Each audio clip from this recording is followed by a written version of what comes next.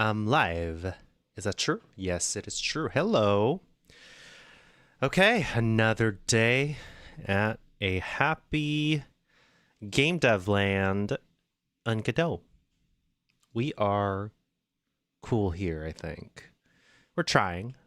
Happy Monday, everyone. We are going to be continuing our work on our cartographer game. And I've recently decided that, hey, Void, that we're going to finish this game by June next fest. I'm at a point where I want to finish even earlier than that.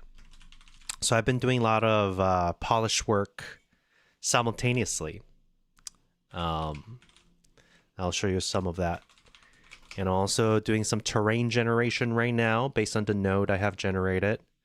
So yeah, let me make this announcement real quick on our Discord, which by the way, you guys can join if you want to get notified of everything, of course. In our usual content maker fashion. Hey, Miles, welcome. Hello. Hello, hello. We're here. Let me show you something cool. I think it's cool. So first of all, I decided that I wanted to have a separate region mode and then the dive-in mode. We talked about spinning the wheel for the game mode. I think I'm going to stay away from that. I have a feeling that I want to stay unified in the theme. So what if it's all traveling salesmen all the way down? So you have big region, you go into the region and you have these nodes, and you go into the nodes and it opens up the node navigation. So within the node, you got to navigate in order to retrieve everything you want. And that's the game. And that makes it simpler because I don't have to do new feature too much. And it keeps the game dynamic, I think. So let me show you what I have so far here. Look at that. I have this. This is the region map. As you can see, we have a little map display. This is the home, and you get to choose where to go after the home thing. We have plains, forest, we got mountain and desert, tundra, and then the world crystal here. And something that I'm working on right now is this polygon. So let me just fix this polygon. Clearly, I don't know how to work with merging polygons, so I'm trying here. I think I can say if poly is let me see. Generate. If I go to merge polygons, it says is polygon clockwise. So I can do the, I think this is under geometry. Yeah, geometry 2D. Is polygon clockwise. So I'll do that. So geometry 2D is polygon clockwise. Continue if it is not, because that means it's subtractive. Voice says popcorn, having dinner, AFK. Yeah, no problem. I'll see you later. And then you can see my logo in action. I changed a few things here. We're getting there. We're going to launch soon. Definitely need to brush up some colors and such. Yeah, this is what I'm talking about. It's not doing the merging correctly, which is a little frustrating. I'm just trying to get the land generation working a little bit.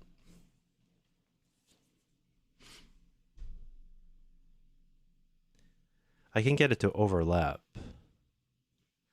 And this one is not correct. Whoa, that's weird. This is an interesting generation.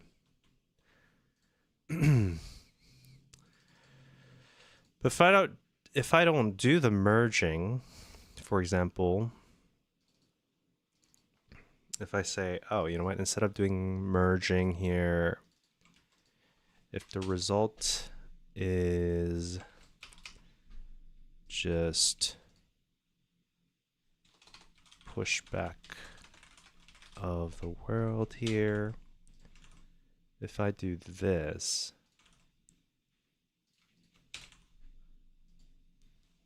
I get another issue. Yeah. Generally, we're going to try to lock in and develop this game today. So we'll see what we get around to. See? I mean, this kind of works. I mean, this is what I was trying to do. As you can see, there's landmass around these nodes. But thing is, this is multiple polygons. So I colored them transparent. That's why sometimes you see these like little land masses in here. That's just transparent area overlapping with each other.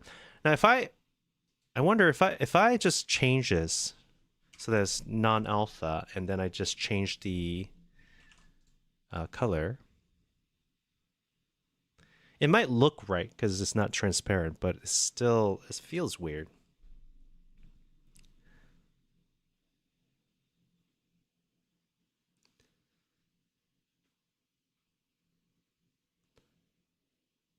Yeah. Okay, well, definitely need to put the polygon behind all this. I guess this doesn't feel too bad. The color is definitely not something I want. And then I want to make sure I put this in the order move child. Let's add this to index 0 and see if it'll stay behind the nodes instead. Still looks a little bit too perfect, maybe. I wonder if I need to push shader.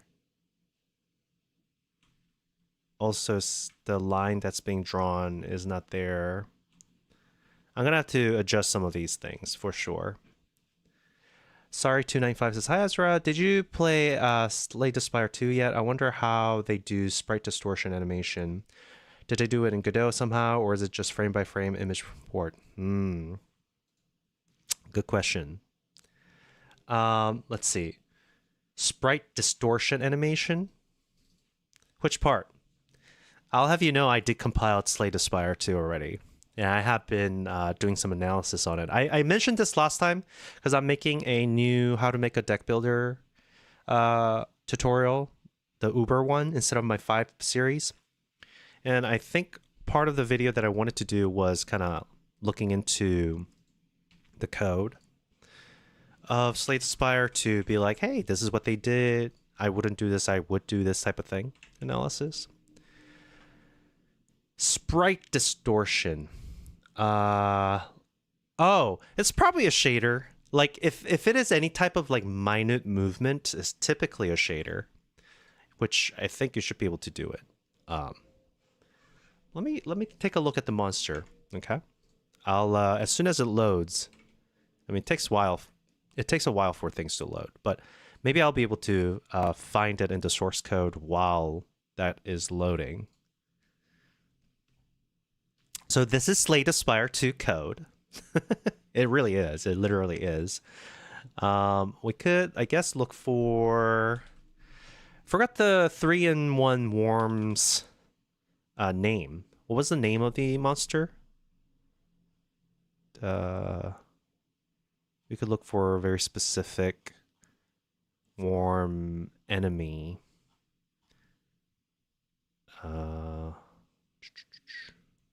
Forgot the... But I have been playing. I'm playing one character at a time until I beat the game once. You know, I'm not doing the special ending yet. So I did the first 2, and I'm on Regents right now. That one has been... I got really close, but you know, I also have been pretty busy. What was the worm's name? Here, maybe I could find it online. Let's see. Boop, boop, boop. Slay the Spire 3 in warm name. Maybe it'll show me. Spire 2. Warm elite monster name. There's like a warm elite. I remember what you're talking about. The one that regenerates all the time, right? Let me see if I can find it. This is Slay the Spire 1. I'm pretty sure it was elite.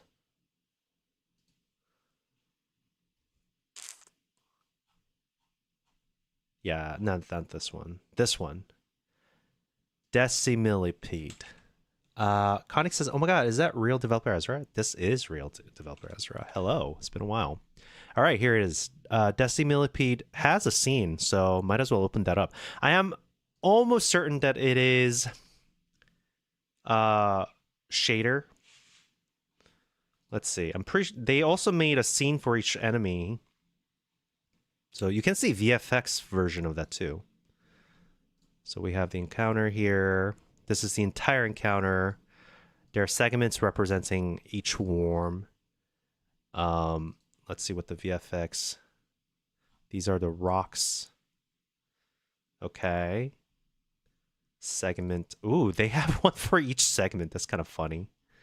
These are particles. Little sprays. Well, it's probably not building. That's why it's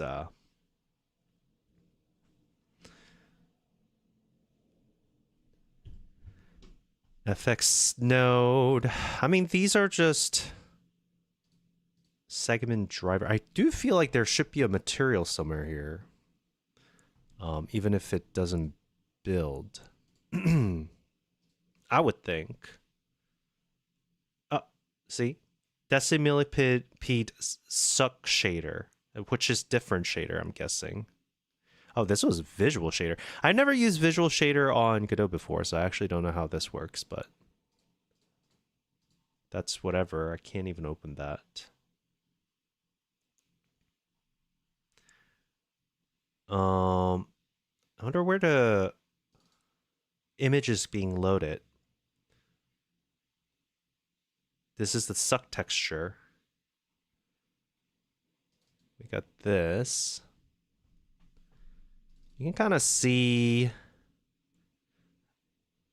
Poirazippy says, hi, it's been a while since I last came to your stream, like 2 years ago, since you first started stream. Hi, welcome back. Thanks for coming back. Cooley says hi. Yeah, we're answering some questions here because Sari is saying, how do you think they did the little VFX on Slay the Spire 2, the worms? I'm not really sure. You are talking about the wiggling on the worm itself, right? I think there was a wriggling where the worm is going like pulse, right? Let's see if there's a... Let's open the code here. So over here, I mean, this is the creature node visual. I want to see if there is shader. Yeah, there is current liquid overlay material. So what does that do? Set shader tint. So there is... Maybe I need to open the creature and creature node. Creature visual. Oh, that's the code. Let's see, creature scene here. Okay, so here's a creature scene. Doesn't really have health, hitbox, intent, which is the bar for showing intents. Sorry says yes. From the texture you show, that means they sprite distortion animation inside Godot. I'm pretty sure it's shader. I'm just telling you that it's probably shader, but I just need to find out exactly where the shader is.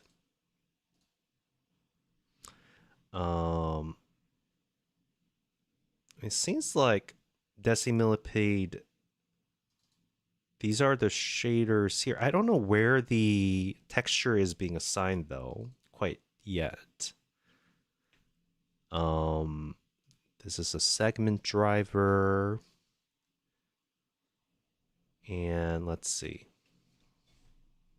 Hexplorat says, hi, I usually lurk, but I wanted to say that I love your voice. I find it very calming, and I love to have you in the background while I'm working. Oh, thank you. I appreciate that.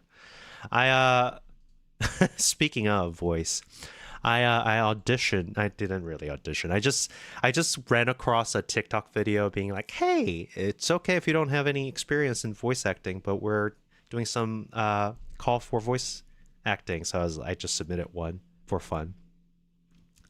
A little random fact here. I thought it was fun. So if there's any future opportunity out there, I'd love to try. VFX, I feel like it would be the VFX, no? Explorer says, oh, that would be cool. Yeah, that would be cool. Conic says, C# scares me. It's a little confusing, but it's just like a lot of like interesting specific features and memory management, which you can learn, I think. There's wither animation and generation animation. Ooh, on an animation event. Well, so far, they can either wither out or end a generation to do something. That's like a actual animation. What about default animation? Mega Sprite. Sprite is animation controller.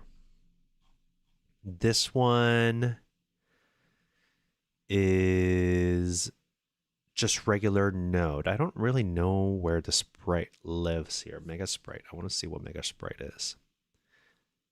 Spine binding. Okay, so they do spriting through spine. So if I can see spine, I might be able to... Okay. So here's a spine. Segment driver.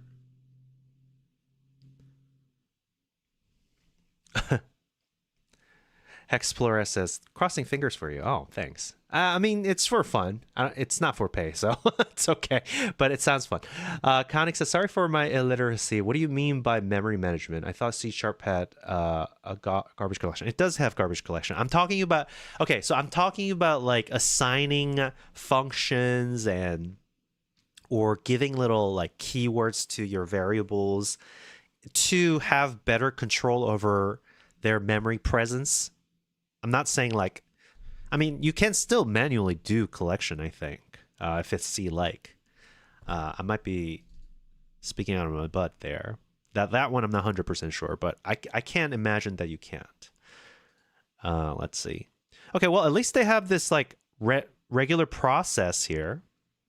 They have a noise, and they use a Perlin noise with certain frequency, which is 1 cycle per second here. And then during the process, it seems like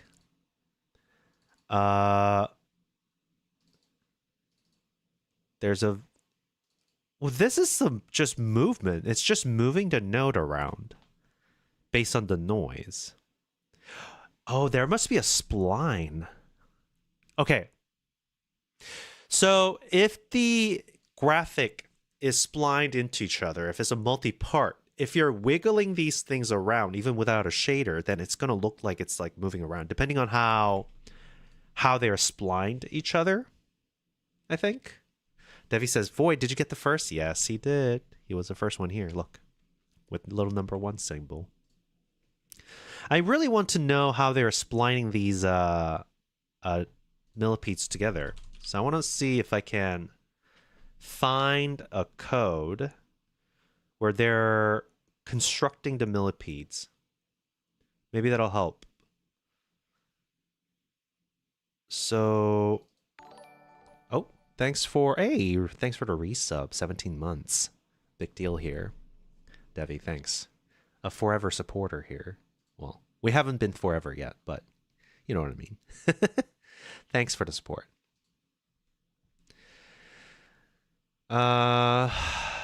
Devi says the streak continues. Exactly.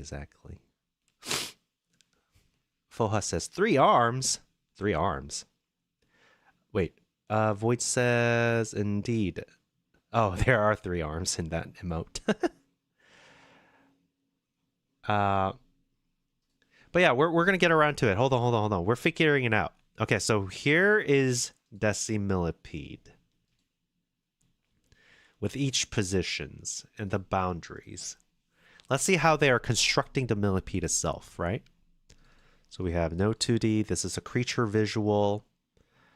They have something called Mega Sprite with the spine body. And this body is grabbing this thing called visuals, which I think is this. I think this name is called, this is visual 3. Is this the visuals? Yeah, this is the visuals. So it's grabbing the visuals as the body, and then it's sending to the Mega Sprite. And Mega Sprite takes this visual somehow and get the information from it. Ah, here it is. Skeleton data, Decimillipede.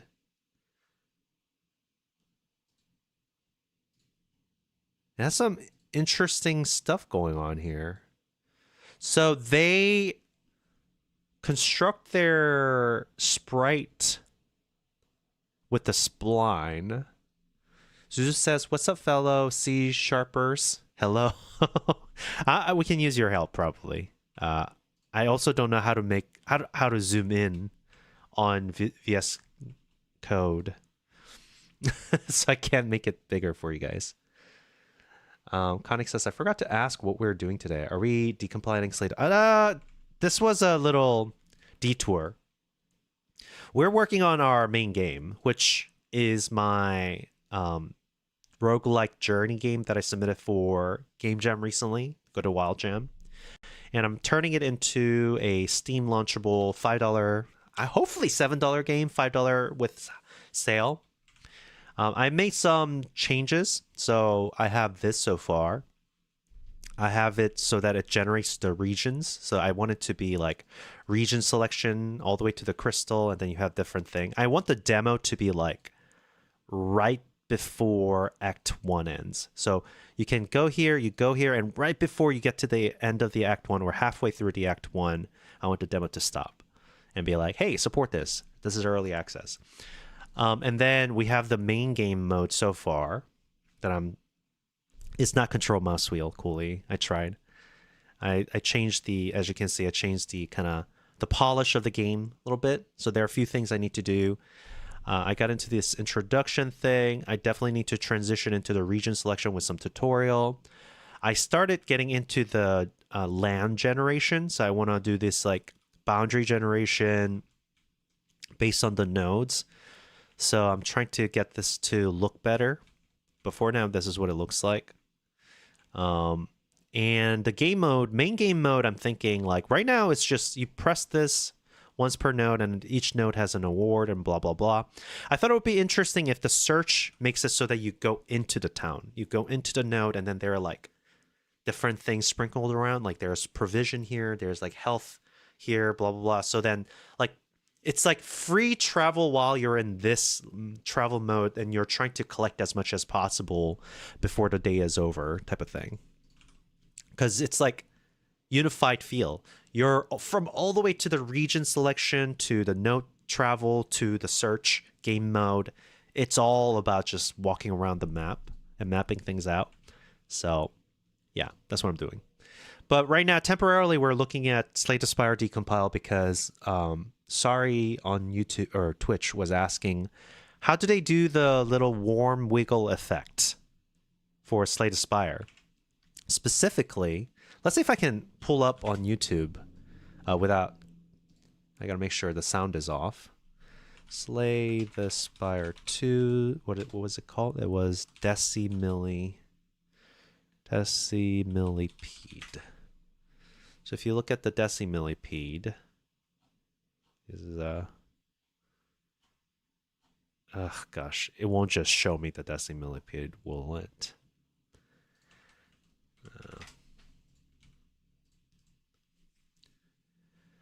Not the shop. I wonder if there's a... it won't show me the animation, will it? Like, this one wiggles around. I need to be reminded of what it looks like, but I'm trying to figure out from the code how they did it. My guess was a noise-based shader, but it seems like it's actually a physical movement based on noise. So I'm just kind of taking a look. So it grabs this, and it has a skeleton file, which is called spine skeleton file resource. And this one in particular is decimillipede1.skeleton. So skeleton. I'm not familiar with .skel file. I'm wondering if it's just another resource. So the visuals have information about the skeletal structure and the atlas information. This is almost 3D. And then from what I could tell, based on the skeleton and the texture, it constructs something together. And when you see this code here,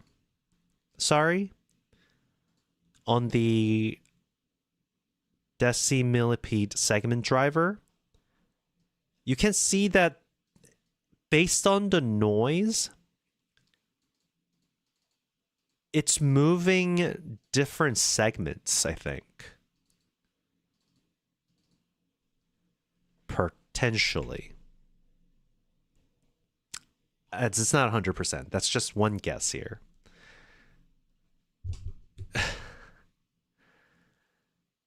Quilly says, I haven't used VS Code in a minute since try Writer. I see. Maybe Writer is something I need to go for. Wow, follow Edge. Void has been following me for a year and 7 months and 5 days. That's a long time. I didn't realize I've been streaming that long. Voice says, so much time has passed. Feels like yesterday to me. Yeah, exactly. Samar Subash. Sorry if I butchered that name again. Zuzu says control scroll. No, it's not control scroll. Samar Subash says, hello, just a CS student getting into game dev. Everything feels overwhelming right now. Is there any beginner tip that I could follow? If you are a CS student, obviously, pay attention to your class and learn all the fundamentals because it does help, no doubt. Obviously, data structure and algorithm is very important. Understanding how computer works in terms of memory. So like that class, I forgot what the class is. It's like engineering 101 type of thing where you get to work with like assembly, the circuits and stuff like that. I think that's actually pretty important. So make sure those things are solid. But even if not, if your passion is about making games and being game dev, I think just making experiences with the knowledge you have and expanding it little by little, asking like, okay, I want to do this. How do I do this? And making decisions to like, okay, I'm not going to do this time, or like, I'm going to try this time, is probably very important for you to... Interesting. Each of these are bone, and they have a mode. They're like, they follow. So you have, let's say it's a worm, right? I'm guessing the follow mode makes it so that it follows like certain wave pattern here so that they're connected. Very interesting. Oh, here's a texture. What is that? Do you recognize that texture? Wait, where was that? Oh, flake. Blue flake.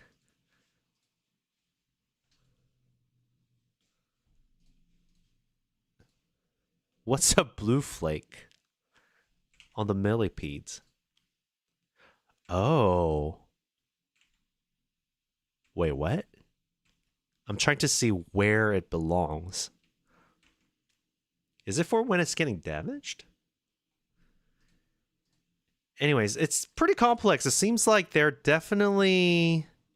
I see. That's kind of crazy. I think. I think this worm is constructed in a way where each segment of the belly and then the shell is constructed together. Samar Sabash says, "Thank you so much." Yeah, no problem. I mean, it's just one of the advices you can do when not. Um, what? L Primer says, so is DLSS 5 is this year's technological cortisol spiker? Yeah, I haven't heard anything about DLSS 5, so you'll have to explain that to me. But yeah. Anyways, sorry, 295. It seems like the answer for your question is that they actually painstakingly, I don't know if they have an artist separately, but they splined together and constructed this monsters with joints and skeletons. So, I mean, some monsters are easier to construct, but things like this worm, I'm guessing they all attach to each other. And so if you move, because they are in skeletal structure and they follow, if you say, hey, this is fixed, this is fixed, this is fixed, and this is fixed, and you move the main up and down or left and right, that means everything else follows in that like noisy pattern. So I think there is some truth to that. That's what I'm seeing here. That's my guess. It might be incorrect, but that's my best guess here. And we'll put it at that, if that makes sense. I can't imagine making a 2D sprite that way, just because I can't like. I'm a solo dev, and that just sounds like crazy amount of work. Sorry, it says I find the YouTube VOD that have it. I can post it. Yeah, do it. I'll take a look. I'll just make sure I mute the sound before I play it. Jen says, what I love most about Godot is how fast it compiles and starts. Yeah. I mean, it really depends on the project size. Okay, so it's definitely doesn't have much bloat where it doesn't take forever. But once you get like huge, it still takes a long time, but it's like not by default. All right, I'm gonna try to pause this ASAP. There we go. Mute. All right, here it is. Yeah, you can see the wave of animations here. It does seem like there are.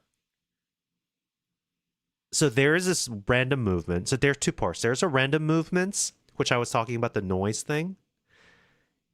And then there is this like pulsating little wave thing, which, I mean, I would imagine that it's done similarly. Yeah, I see the leg wiggle as well. I definitely think it has to do with the fact that they've jointed those things together as like segmented sprites, and they can individually or apply movements to those things, and then everything work together. Hi, McCory.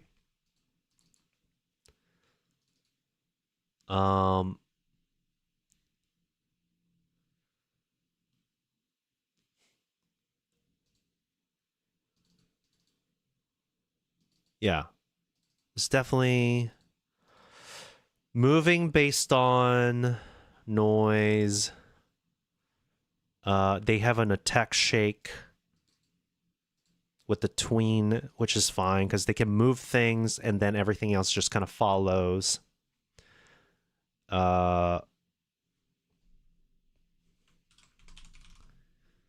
Decimillipede.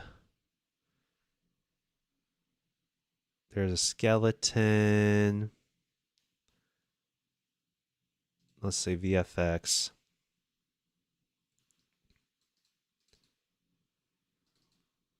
Spray visual.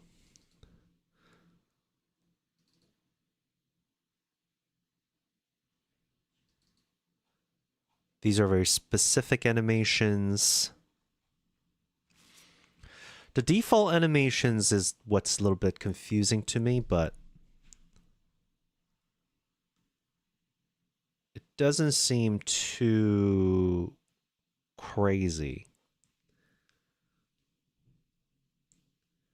Aaron Gaming Dev says, "Oh, hey, it's the Godot Fest guy again. Again. Hey, long time no see, Aaron." Hi. Voice says, "Ooh, everyone is testing out the Godot RTX branch. Are they? It looks crazy. It looks nice. I need to go check it out." Some people have been posting on Discord. I haven't really looked closely into it. I just haven't had the chance. But look. This is not Unreal Engine. This is Godot RTX running at 60 FPS. This would be huge. Yeah, I mean, I think this was the one thing that people were like, oh, maybe Godot can't do this. I mean, this was the same argument people were making when Unity was the major tool. And people were like, Unity or Unreal? And people were like, Unreal, because graphics and assets are better. I mean, we're in the same situation. And all it takes is this one thing. Looks great. It's a great potential. Maybe that will be my first 3D project, is when the RTX fork is all good. Yeah, it's pretty exciting. But yeah, I'm sorry I didn't get to. I'm sorry that I didn't get in too deep into it. But it seems like there's a lot to do with the fact that the sprites are splined together. And then they're able to, do scale individually. Because it is multiple sprites that are attached together. You can individually control the waviness or like pulsation, the individual movements. Those are not baked in. To answer your question, it seems like it's not baked into the sprite animation. It is it's almost procedural animation. I think it's a programmatic animation. Kind of like how you would animate a 3D object. So yeah. Okay. Let's see. I should really change that Black Friday message on the Proton Pass. Here, I'll do that right now because it's no longer Black Friday. It's been a while. Cloudbot message. I'm gonna. I think it's just 50% off now.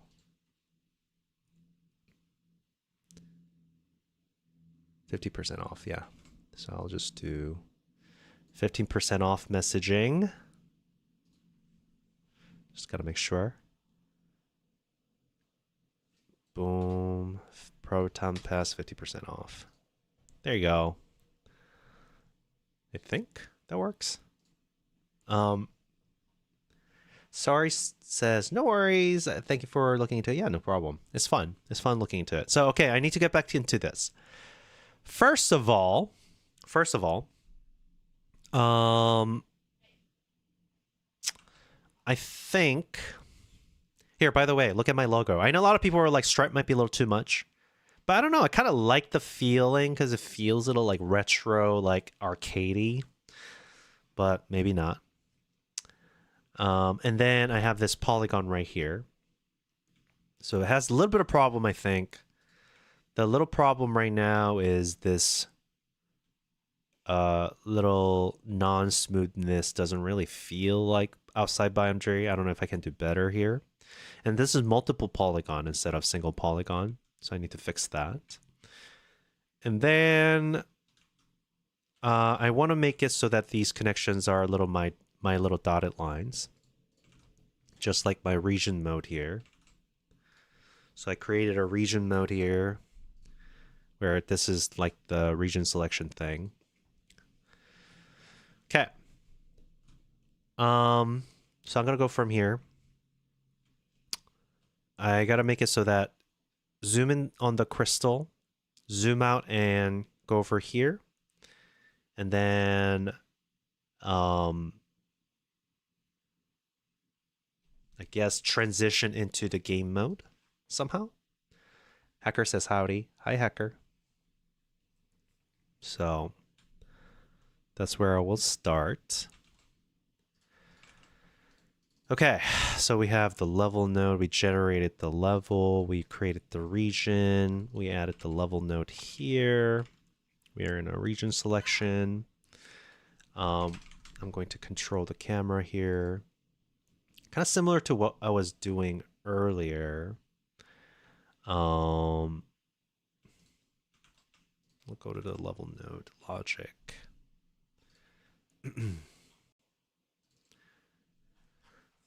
Generate everything. We have this. Got the setup process. We got to create a new function that's probably. I wonder if it should be separate code for organizational purposes. Maybe not. We'll do. So this is setting up the level. This is control within the level. I'll create a camera control node here. We'll say camera control, or should it be animation? Should be animation. Camera controller animation.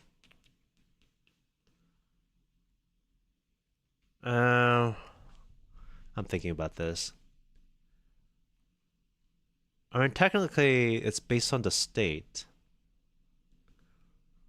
And I want to overload the level node code. You know what? I don't want to overcomplicate this. I'm going to make a separate file when I need to. I'll just do it here. I'll just go func intro or FTUE region animation. FTUE being first time user experience. We want to zoom in on the crystal, which I think is, let's see. Oh, I guess it's not. It's over here. Region. Created them. I wonder if I've cap. I wonder if I can register them per name. We're creating a little region group node. We added them. Should probably have a name here. I think region group takes, region name here. Let's see, region name. Doesn't seem like I'm assigning it, so I should probably do that. And then we're going to do the intro camera work here. Can I keep up with my own code? Answer seems to be no. Let's see. Region. Why am I so confused?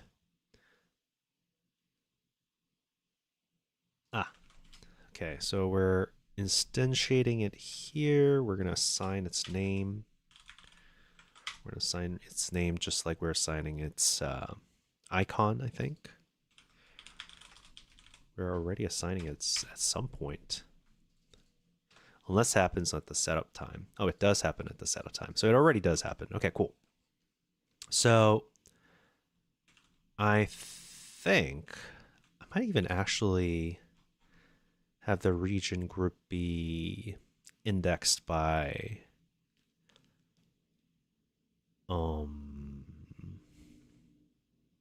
I shouldn't do that. So I'll be for region group in get children. Well, I guess it's a potential var crystal region node, which will be node here, and then we're going to basically find is region group and node as region group dot region name is crystal, I think we're calling it crystal. It might be world crystal, actually. Yeah, world crystal, huh? Aim to lower is world crystal. Then we found it.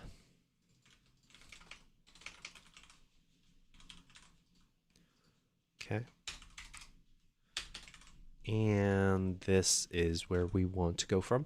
Hacker says, I tried learning Godot a year ago. I remember I didn't understand what to preload. Did you struggle with that too, or is it too easy?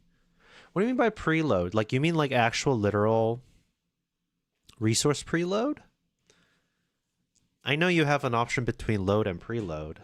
Preload just means it loads it on launch. So if you have a constant variable with preload, then these gets loaded up onto your memory or wherever on launch. For modern computing, it doesn't really matter. You don't really have to worry about that, I think. But, you know, some people might feel differently, that you feel... If you have, let's say you have something like hundreds and thousands of resources that you generated or you're loading from something. For example, you're doing some user data. You don't want to preload that. It's way too much. So I would say, you know, you would load those things on runtime under a function call. But, you know, if it's like menu item or menu image, like that's going to be needed for the most part all gameplay throughout the gameplay. So there's no point in not preloading it. You know? It's an upfront cost, and as long as the upfront load time isn't impacted, you really shouldn't have to worry about, you know, not preloading something, I think. It'll be pretty obvious when it's getting bogged down eventually. Was it confusing? Yeah, it can be confusing because it's like, well, I mean, it works either way. So then if you don't think about it, it's like, you don't really need to know that. But anyways, so what we're going to do here, actually, I'm going to make some camera coding here. A jump to, which is going to be instant movement, which means we will have position smoothing off, and then position will jump to the desired position.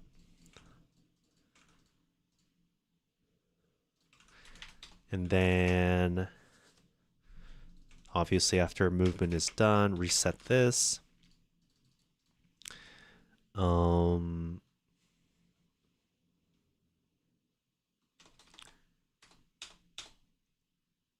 I think that's okay. That's probably all I need for now. So on the level node, we're going to get the camera. We're going to jump to the crystal position. And then we're going to set zoom to like factor 2.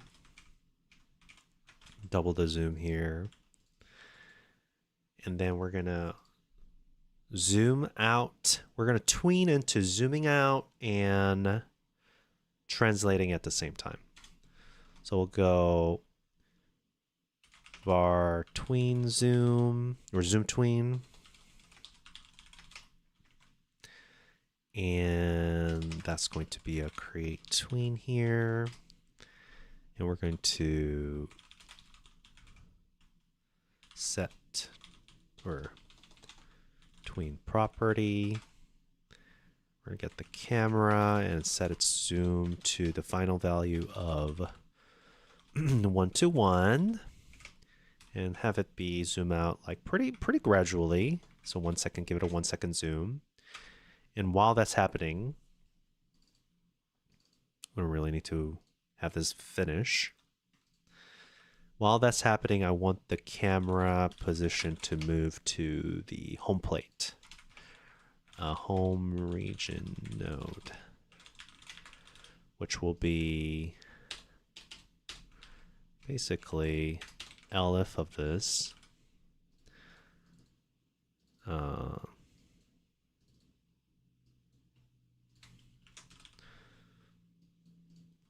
Is this the best way to do this? I don't know. Not really worried about it, I have to admit.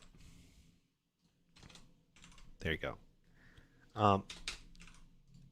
That also means I want to make sure that the input control is controlled here. Var is user control allowed is by default false here. And this, we're going to definitely set it to false. And then we're basically waiting for the zoom. We don't have to wait for the zoom to finish, but at least the position transition. So we'll say, let's see. I want to see if I did the camera position control thing in the intro here. I think we did this here. Revealed, enabled, false. Dolly to player duration. Oh, I calculated this. Tween finished.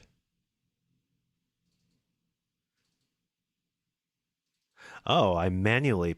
Okay, I see. That's one way to do it. All right. We'll set position smoothing to false. We'll do parallel. I think we can do just parallel. Let me look at the parallel tween. Makes the next tweener run parallelly to the previous one. So I actually have to do this. Parallel tween property camera position vector 2, which is this one. And I did the dolly based on the dolly speed. So I assigned the dolly speed. I calculated it based on the camera speed that I wanted. I almost feel like the animation needs to be like animation builder, but let's do 1 second here. It might be a little too fast, but we'll see. Up. False, and then we'll give the user control back. And that means we can't move the camera. Input direction. This whole thing doesn't work if the movement is not allowed. Oops. Okay. Let's take a look and see what that looks like. Oh, whoops. And then we ready. Let's say temporarily, we'll say level node FTUE region animation. Oh, it needs to wait first, I think. So we'll have it wait. UE region animation. Hop here, we're gonna wait a few seconds. Let's do 2.5 seconds. Timeout on zoom, and then transition out. Oh, that's way too fast. Gonna give more margin for the camera so it has more room to move around in. Limit. Okay.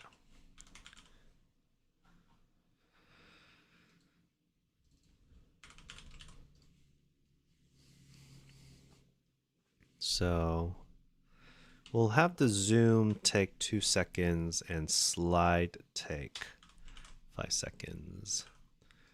It changes to 1.2 second. Might be better.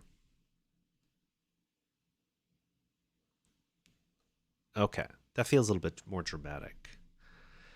Great Class says, is this a full-time project that you'll be putting out or more of a side project? It's a side full. It's a side full project. It's kind of weird. So I had a main project that I wanted to finish, and I got into a game jam. And a lot of the features that I'm developing can be used for my main project.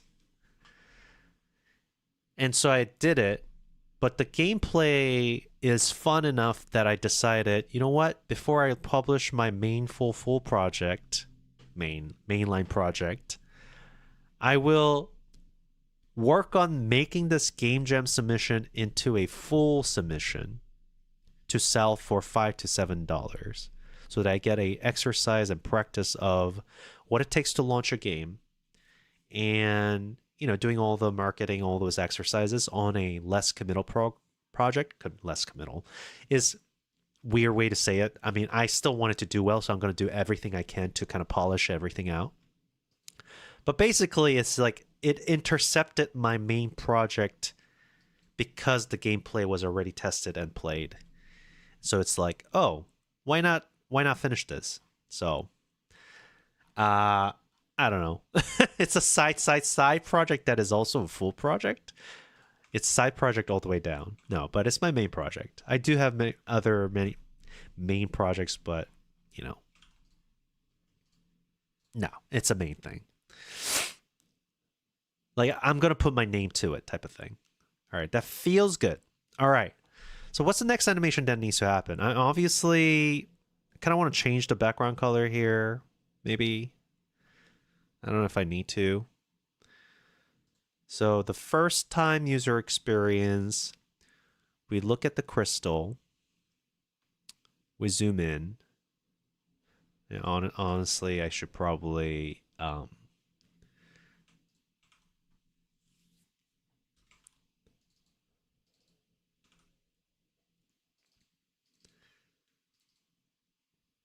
we do this. Probably visible should be immediately false, and then only after jumping visible equals true. Could be bad, but we'll see.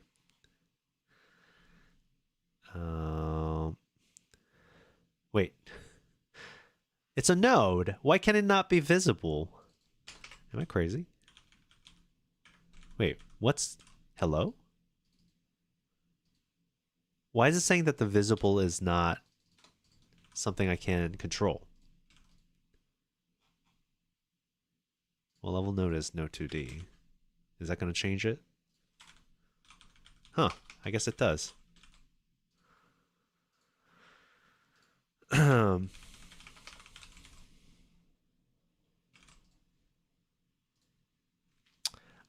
Class, that's nice. Haha, makes sense to me. I kind of did the same thing last year. Built something for a game jam and decided to stick with published in December. It was definitely worth it for the learning experience. Yeah.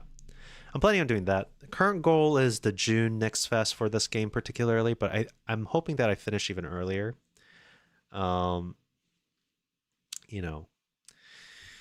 We're getting down to the grind here, to the last minute. I have been doing this full-time, the content creation / game making full-time for a while now, and we're at a kind of turning point where I have to figure it out. I have to figure out my future sustainability, which means things need to change. So, gotta launch this. But here we are. Okay. So this is not helping at all. But what I can do is making sure level node, this is the false. That's okay.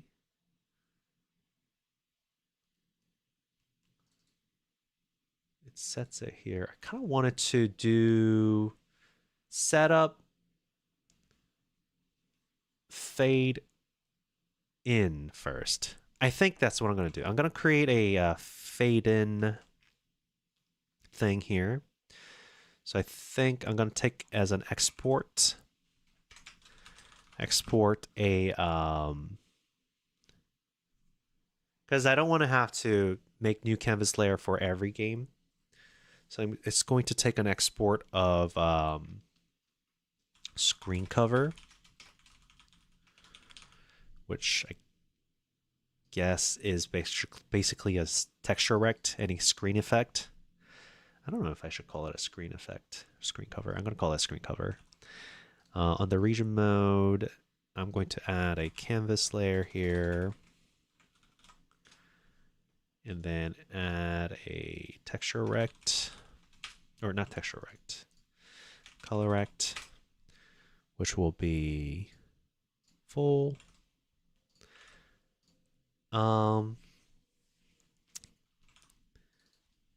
Screen cover.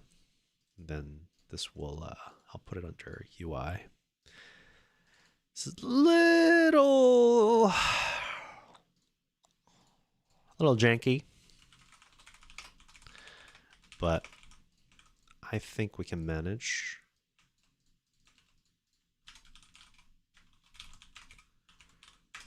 And screen cover will have fade in,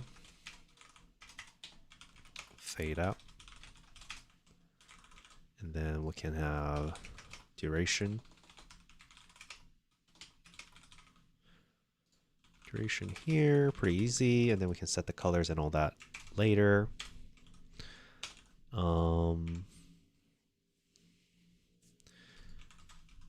Var fade in full color will equal to its color, and then alpha will be 1, and then we're going to create our fade tween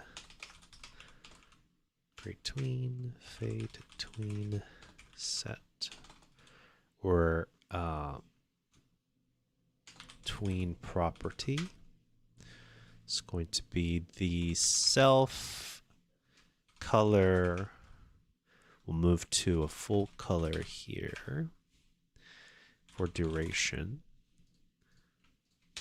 Var init color will be color. Alpha will be 0. And so we're setting the color itself to the init color.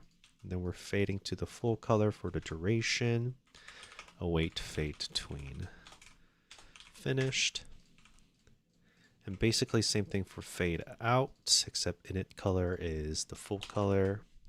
Final is 0. And we're going to wait on that. We just pass the screen cover. And on FTUE, what we want to do actually is make sure that the screen cover fades out. After setting this, 0.6, wait on that, and see what that looks like. Oh, that was still a little too fast. That was really fast. To jump to false position, enable.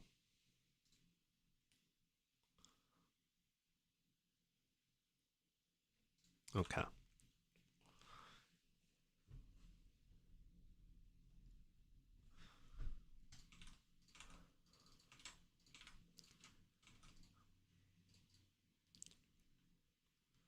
Let me think about this.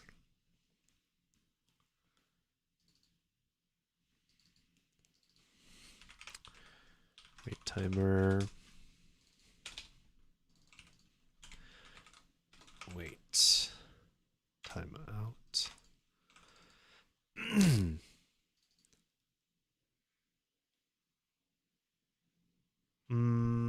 Why? Okay, hold on. I want the cover to be present. Don't start fading out until the camera has moved. So I want to wait. I guess I'll wait a little bit. Huh. I'll wait like 0.5 seconds. And then we'll do another one, which is hold camera. 1. Maybe 2 second here. I mean, we can do that instead. Okay. Let's try that.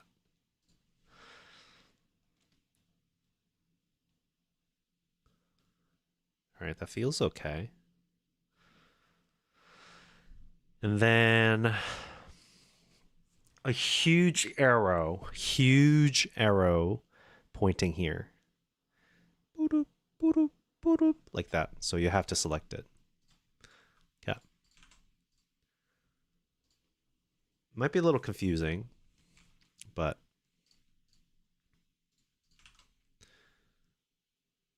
not sure what the arrow should look like. I mean, it's mapped, so I almost feel like the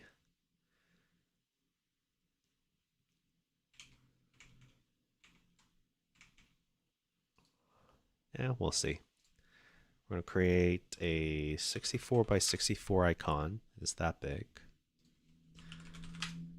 And then we'll create, let's see.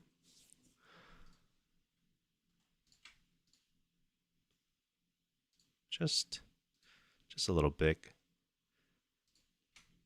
Hold on.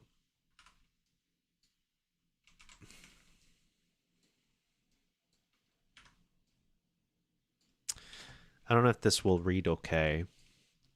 That's my main concern. We'll see. Is this too sharp? Also, I could do a little animation here. It doesn't really have to be spinning, I think. So I'm just going to do this.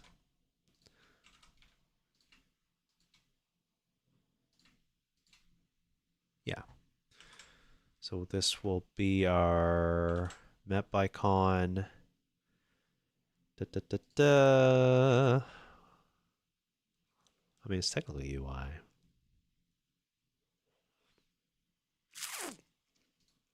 Graph map. It'll be region selector arrow.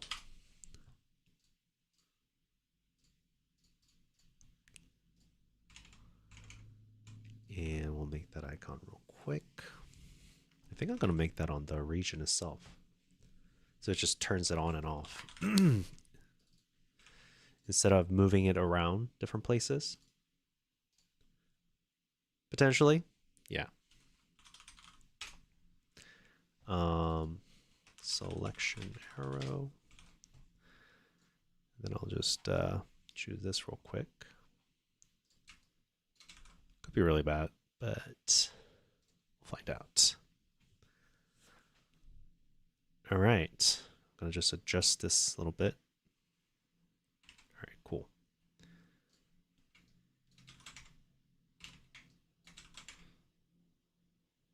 That's huge, huh?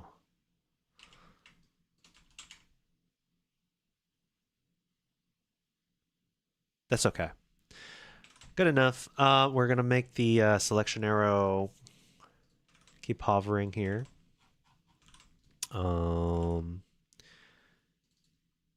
Unhover. I don't think it's on hover actually. Should be var is selected is arrow on.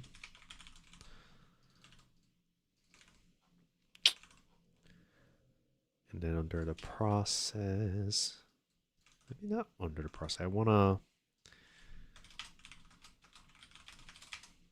make sure, I want to do a little hovering arrow animation.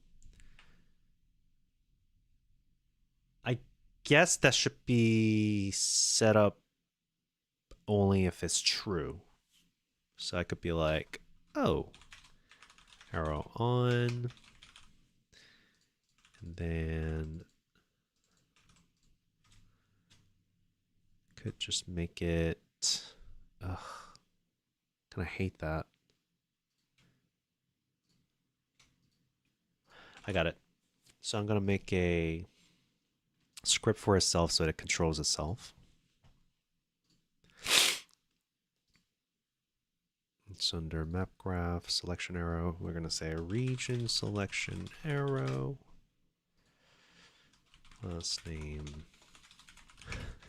Region selection arrow. I feel a little silly giving everything a class name sometimes, but I mean, why not? Why not? Okay, so on ready, it's going to create a tween var hover tween, which will be playing on repeat, equals create tween, hover tween, tween property. Can I do a loop? Set loops. Hover tween. Loop. I believe calling this method with our argument will make the tween run infinitely. Yep. So run it infinitely, and we're going to do the self-positioning up and down, which is position plus vector 2, I don't know, like 12 for 0.1 second. And I'll do set trends to be cubic for ease in, ease out. I mean, cubic is kind of ease in and ease out. Hover tween property. Then we'll do minus 12 here, and then set that up. Can I pass? Oh, I'll just do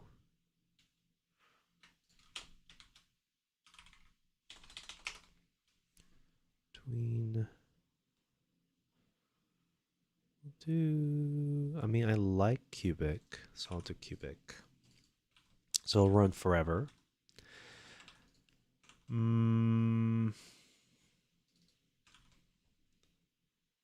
Potentially a problem, but we'll see. We'll see. Okay. Based on this, I don't think I need to do this, honestly. I'll just do process here.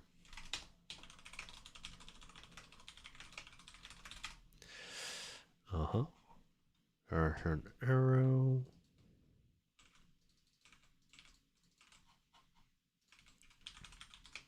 Closes on. Over here, we're starting with home arrow to be on here.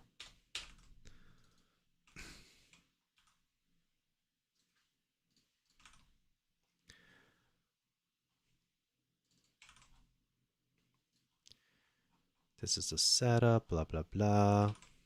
This is a process for camera movement. I'll say select, or I don't know if it's selection. AWM5Z says, hi, I just joined. What type of game are you making? That would be nice to know. Thanks. Yeah, no problem. I'm making a little journey-based game. It's kind of resource management, graph travel thing. Somebody has described it as a traveling salesman problem. It's best described if you can see it. So I could also kind of link the Game Jam submission. So it was a Game Jam submission. It did okay. The game itself, I thought, was entertaining enough. And basically, it started from the idea of you have provision and heart, and each node provide either penalty or bonus of those things, and it costs provision to travel. Can you discover the world before running out of health? Simple idea, but you know, there's a lot of interesting components here. As you can see, opportunity for some storyline, a quest, and there are the upgrades here, right? So you can see like the provision costs goes down as you travel, you update, upgrade, go to the next part. When you visit a node, a neighboring node gets revealed. There are some places with little quests or little interaction and stuff like that. So this is where it started. It was a Game Jam submission. It's kind of hard. It's actually pretty tough. The game itself is pretty tough to get the good ending. So right now, I am changing this to be more than a Game Jam submission. By adding different regions, by adding different type of gameplay, more details, hopefully more story and quests in there. Poke Trainer says, how much money you earned from that? I mean, it was free. I put that out there for free, so no money earned from that one. It's a Game Jam submission. I don't think I can charge for that. But the goal is trying to change this game into something that I can charge money for. And you know, that means it needs to come with certain amount of satisfaction, the polish. So that's where I'm at. That's what I'm trying to do. Okay. Let's see. I was in the middle of something. Yes. I wanted to make a function. So this is a setup function. I don't need that. I need a, well, here's a level in the level node, which is a region node actually. I want to be able to set region selection, and do I give name? I guess region name. And I think just basically go through all the regions. Oops. And then if it matches the name,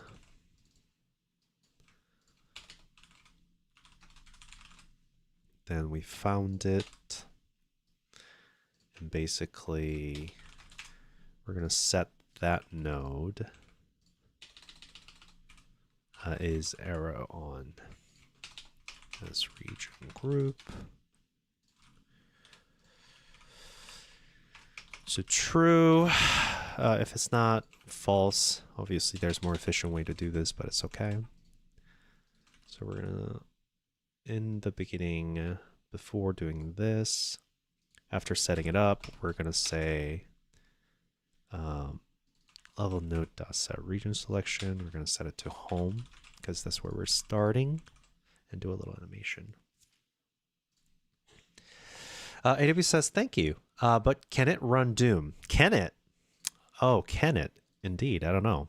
Potentially. That is a true test.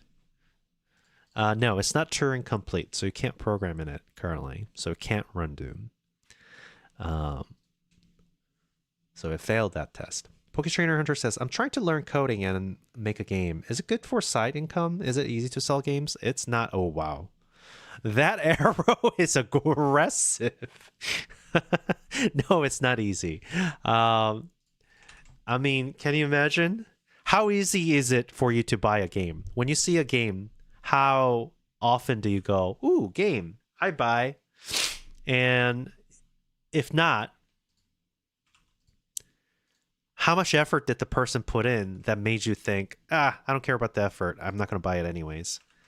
I'm not trying to judge you here or trying to guilt trip you for not buying games. I'm just saying that's the reality of, like, You know, how people decide if they want to buy the game or not. And that could be, it's tough. I mean, it's a lot of work. Sometimes you do get lucky. Like, don't get me wrong, people do get lucky. But, you know, you can't rely on that as kind of like proof of concept of making a successful game. But it is worth it. Now, if you're just, as I said, if you're just doing it for a quick buck, okay, that feels a little better, doesn't it? Feels pretty good. All right. I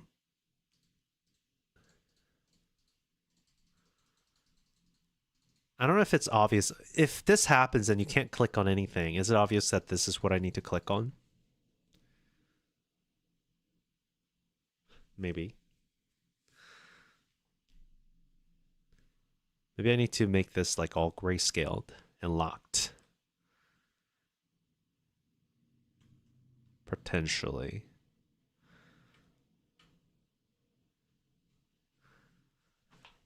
Void says yes. I don't know. I asked a bunch of questions. AW says, love it. Oh, thanks. Hecker says, it's really interesting watching it work, but it's almost 11 p.m. where I live. Good luck with your game. Oh, yeah. Thank you. Appreciate that. And maybe I'll see you around, Hecker. Good night. Okay. Well, anyways, so I'm going to have this be collectible. That also means we set this as a region selection. I think based on where we're at, only certain things are available. I can make that... Let's see.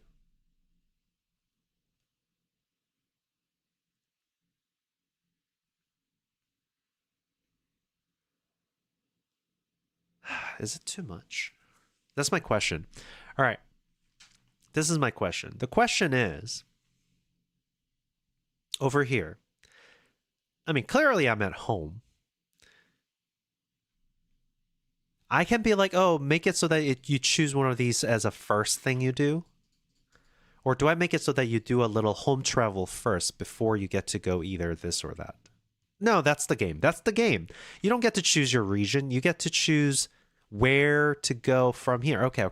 Yeah. You're right. That was silly.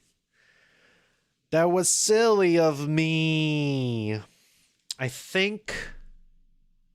I almost feel like there's not even a selection. There's no reason for selecting anything.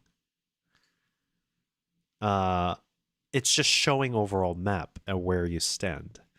So I'll do region mode. So this is just for visual purposes only. Reveal, this is where you are. It'll zoom in and fade out. Zoom into the location, fade out, fade in the game mode. I think so. That's what I'm going to do. So that I'm like reducing the amount of interaction that the player needs to have in order to understand what's going on. Because there's not even... Because I want the decision of which region to go happen during the gameplay. Like you actually have to find the path to the region. So let's see. We're going to... That was the FTUE. From Crystal to home. Next, what we're going to do is funk, enter region, and then we're going to give the region name here, which is an animation. So we're going to go region name. We found the region. We're going to make sure that the camera position is... That means the discovery doesn't even matter. I shouldn't even allow for player control at all. I'm going to set this... Well, we'll see. We'll see. Boop. So we're going to go here. We're going to enter a region. We're going to zoom in onto it. So... camera position camera position smoothing, if I can spell that, equals false, so I can jump straight into it. As soon as I find my region, I'm going to set camera position to the node's position. So we jump there. And then we're going to zoom in, fast zoom in. Quick zoom, which will be the tween.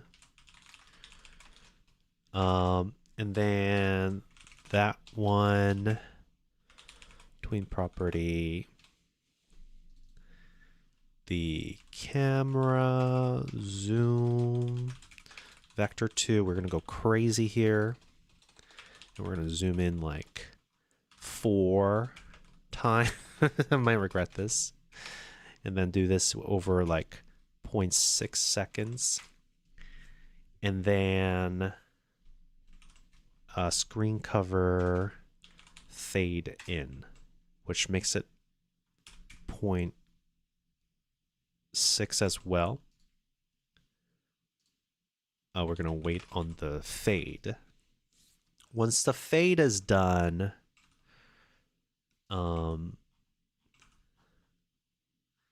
I think, so the region map mode, we set it to home. We're doing first time region animation. We're awaiting on the first time region animation. Once that's done, we're going to enter region, specifically home here, which I can change later. I'm going to signal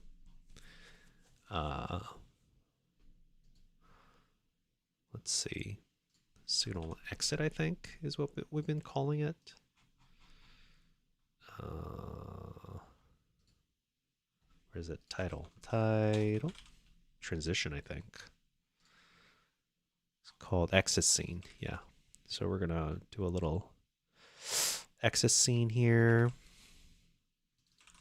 of the Node 2D. We'll do it under start, I think. Generate, add child. We're going to set it up. So region selection. So we'll do this on start. Level node will be var level. Node.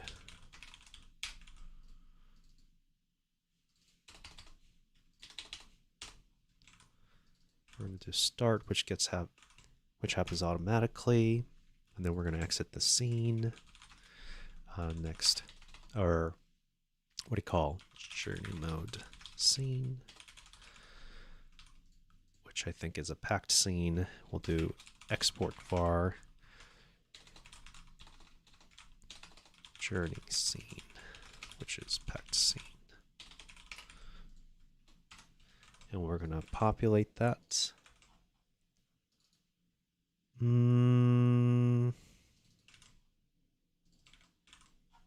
Yep, there it is. Hey! Amethestra. Am I saying that right? Amethestra. Hi. Thanks for a raid. Welcome. Welcome. I hope you had a good time streaming. We're making games here. We're trying our best. We're trying our best to make games, which is always a struggle. MSS Stress says, pretty much, yeah. Good. Well, we're chilling here. Thanks for coming out. I know, life can be rough when you're a game developer. I do wonder, has anyone here been to GDC this year? I mean, I always feel a little iffy about GDC, unless I need to be invited. I mean, I could go as a speaker. I mean, I did at one point for different reasons when I was working in Amazon. But it's one of those things that it's hard to justify to go to if you don't already have like meetings set up. Plus, if you don't have it paid for by other people, it's rough, definitely. I don't know what that was. Is somebody subbing? Thanks for the sub, I guess. It's not showing up on the notification, so sorry if you are and I couldn't recognize it. MFSR says, what are you making? We're making a game. We're making a game called Cartographer about resource management and roguelike upgrades and such. It's a game jam submission. I just posted a link again on the chat. You can try it out. I'm making a better version of it because it's a game jam submission. I'm trying to make a sellable version of it. That's the short of it. Voice says the game studio I interned at founder is going there. Oh, nice. Okay. So, I mean, if you're like CEO, if you have a studio already, if you're looking for business deals, it's definitely something to do. But the kind of like the novelty of going to it for just experiencing the expo and just the talks have faded for me. And and of course it's a lot of it is available online as well. And it's just way too expensive now. It's only worth going if people invite you to go. Okay, so exit the scene. I want to set this up. This one is going to be, I think, the journey mode here. And we're going to do the title one. The next scene, instead of next scene, we'll say new game scene, which will be over here. And then title new game scene will be the region map mode, which honestly, I should probably change it. But we'll see if that'll work. So it'll come here, it'll do that. It's going to do all the animations on start, and then it's going to exit and go to the main thing, which is not correct yet, but I just wanted to look at it. Amethestra says, nice. I've been working on a tool for D&D. It's Labyrinth Procedural Generator. Ooh, fun. I love playing D&D. I just played well, it's not D&D, but some of my friends, or one of my friends, made his own system. So they are testing the system with our group. Oh. You're almost there. Positions. Spell that. So had a pretty fun time there. Do you like my logo, guys? Is it really the stripe too much? I mean, is it giving the, because I wanted to like playful, but like, hey, here's a pixel art and it has character. Conic says, why are you using preload on UID and not resources? Why? I don't know. You tell me. I have no particular reason why I do one or the other. Preload on unique ID. I mean, it's the same thing. Oh, okay. Unique ID allows me so that I don't have to search for these resources all the time. The problem with these, like doing the resource path, is that if I try to change the organizational structure of my project, you have to go and manually change it. Keeping it UID makes it so that I don't have to do that. Ah, shoot, I missed it. Here, hold on. I gotta look at it again. Anastasia says, it's for campaign I'm running, had a test run with it last night and noticed a good few error grievances that I'm fixing before the next session. I see. Oh, that's fun. That's a fun project. Conic says, oh, that makes sense. I hate string references. Same. It's not very good. String references are not very good.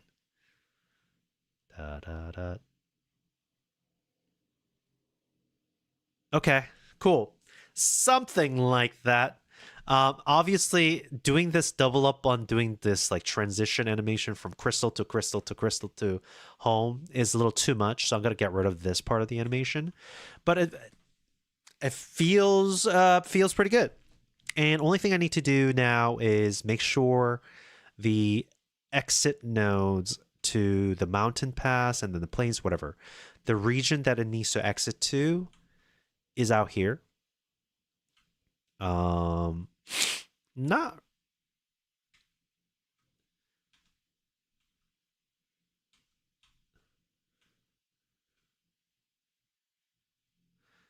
I don't know if I should make it so that here's a question.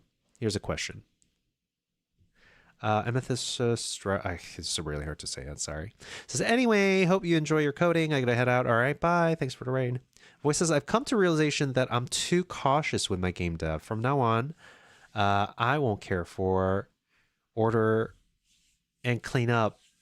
I'll refactor at the end. Yeah, no, honestly, if you're too cautious, you can't really get much done, is what I've noticed. I just do dirty programming nowadays.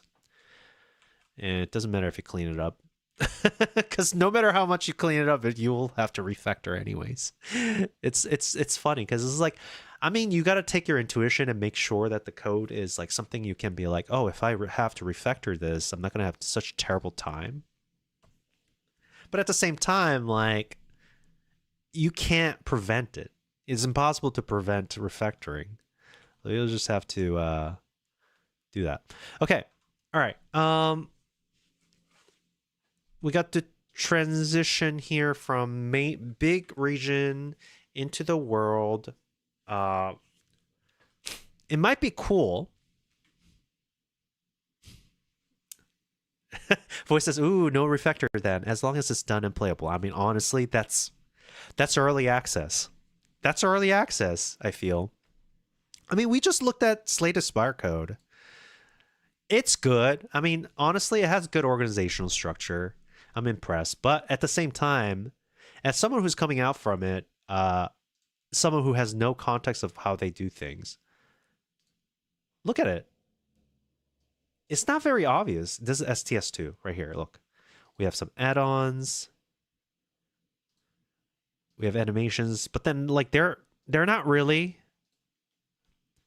And then you have this thing called source suddenly. Like you had all these things, and suddenly you have source, and then all these like it's like you can work with it if you need to fix something, but it's not easy for a new person to jump into. So it's not like perfect, but it's still wildly successful. So, you know, don't have to be too perfectionist when it comes to coding, I think. All right. Let's see.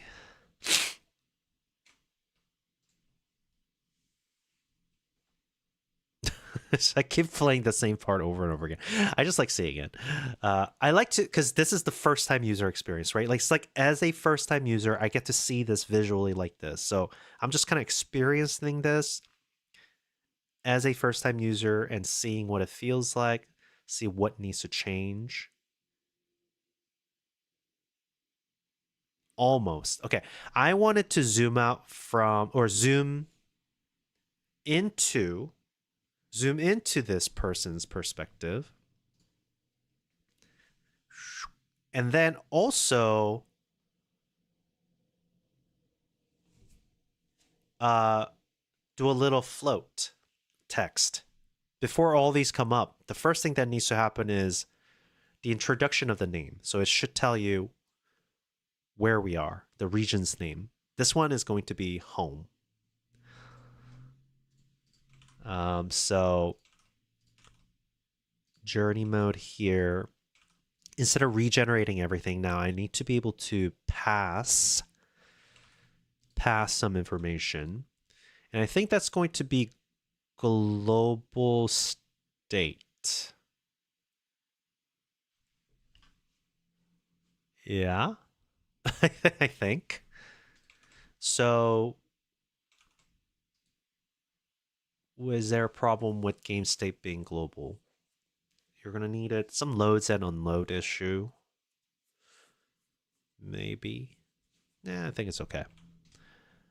So the region mode already generates the world here.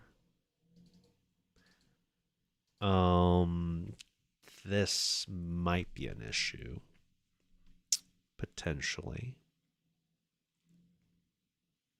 I'm pre-generating all the world in the beginning of the game, which seems like a silly thing to do, but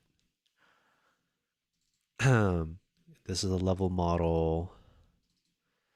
Already sent it over. I don't need all that. I guess we should send...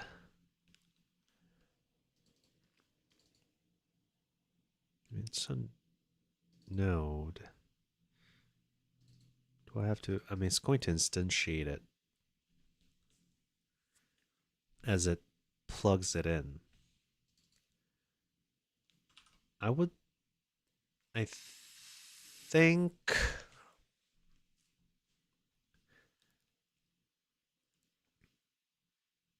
All right, got it. So the game will have a node. And kind of like the audio manager, this one is going to be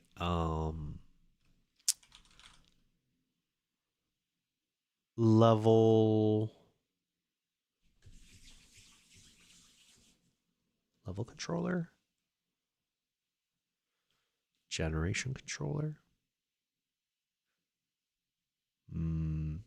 game state. Game stat is different from game state, which is also kind of annoying. Call this, oh gosh, naming is always the hardest part.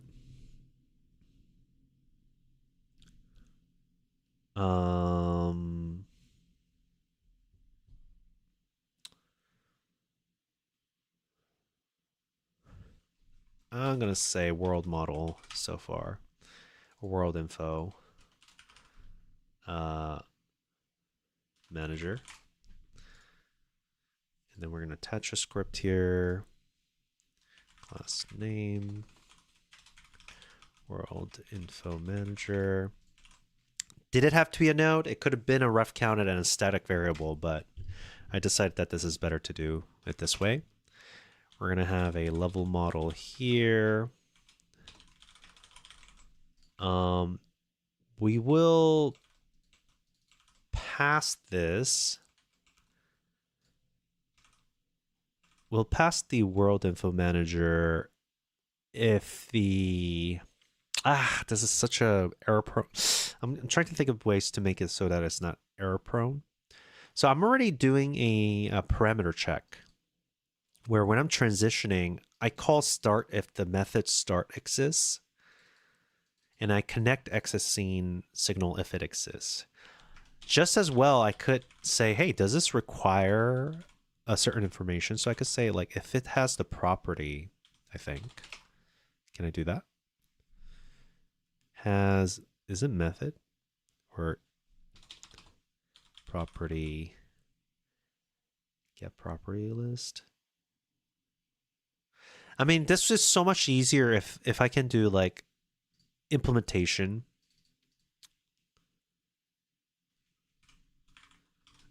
This seems terrible, but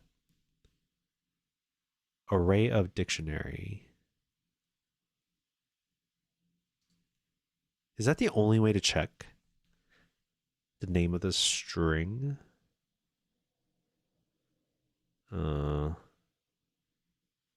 Methodless. Has method. I want to see has method here. Has C methods such as get call.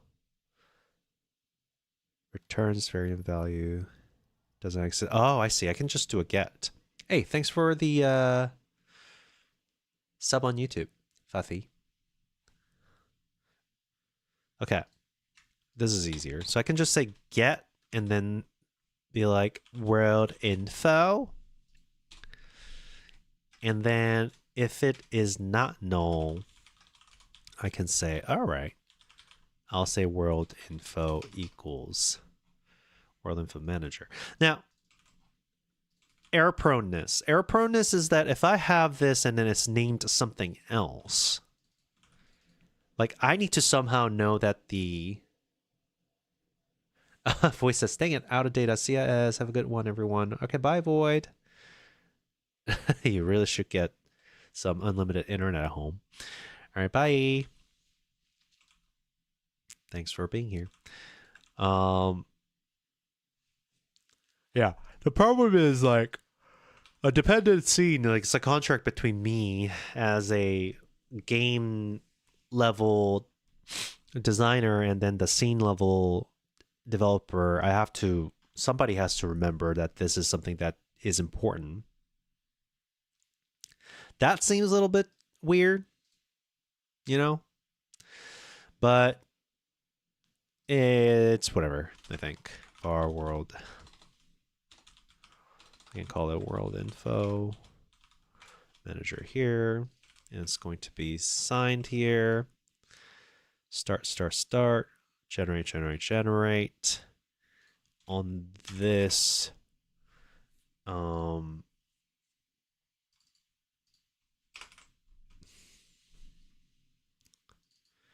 think we have to be careful here. On start, I guess the mode is important. I almost want to instantiate before sending it over. This can be really bad.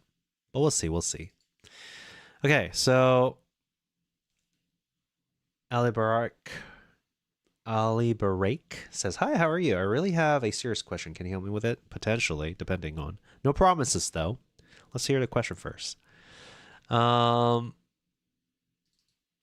say world info level model will equal to the level here. Okay, so we're doing that on ready. On start here, we're throwing the region away and then transitioning the scene, which I'm not really sure how I feel about it. It's good if I can make it work because it doesn't have any dependency. It means each mode or each scene is stateless. I'm going for stateless scenery, which is a good thing, I think. But we'll see. All right, this one is also going to have a world model here on game stat. I'll do var world info, which is going to be world info manager, which will get assigned. At start, I shouldn't have to generate anything here. Instead,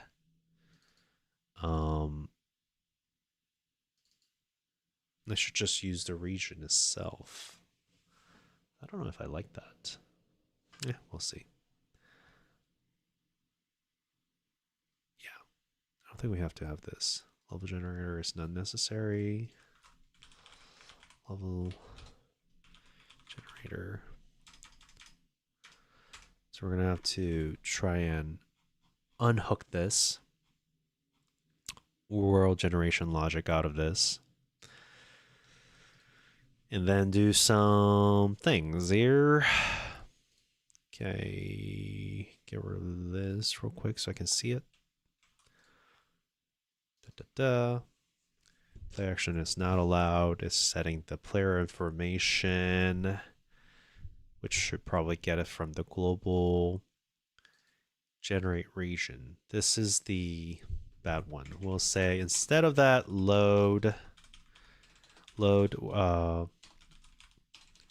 region or level model, which will be world info level model here.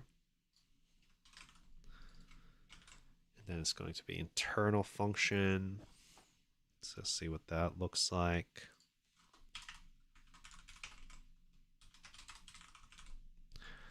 Level model.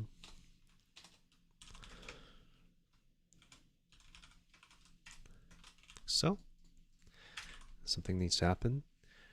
Eli Barak says, okay, I'm a beginner in game dev, absolute beginner. Should I focus on logic like VOD? What do you mean by VOD? Or engine or code? I mean, guessing you mean code.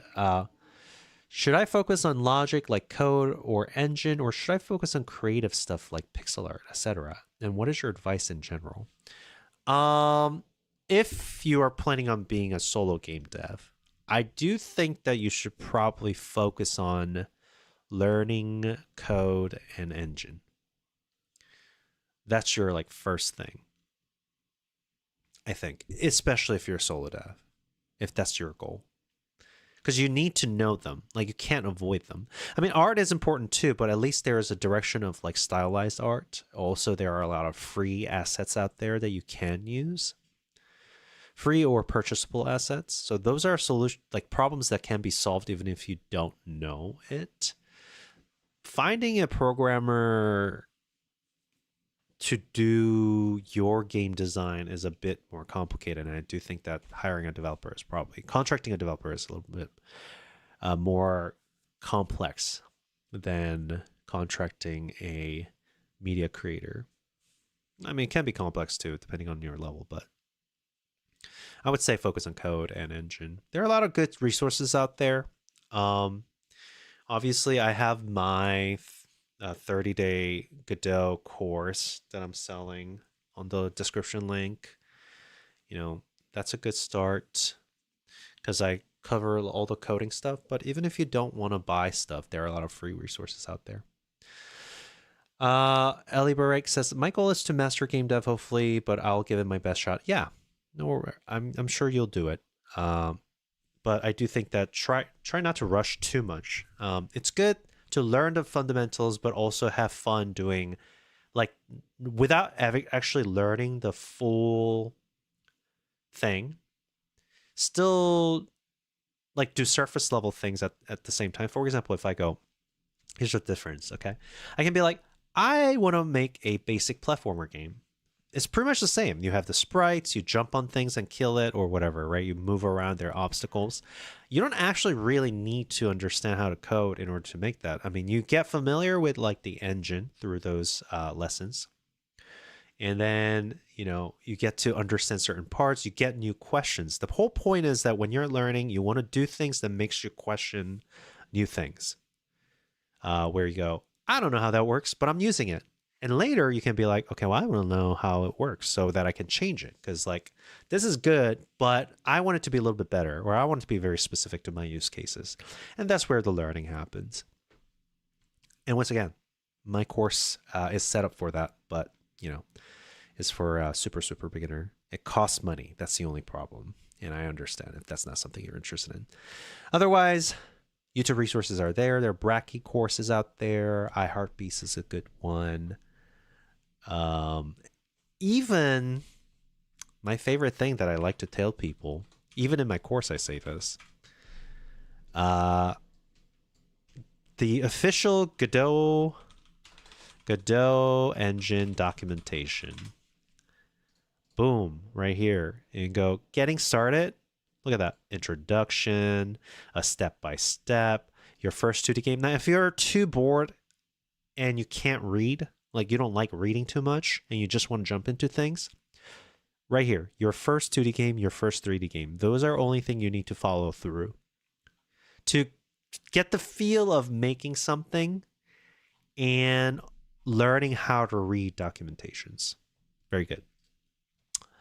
Ali Break says, this is what I thought, but people say think on creative things, but I think can cover that. What I lack is logic, like how my idea will come to life like that. Yeah.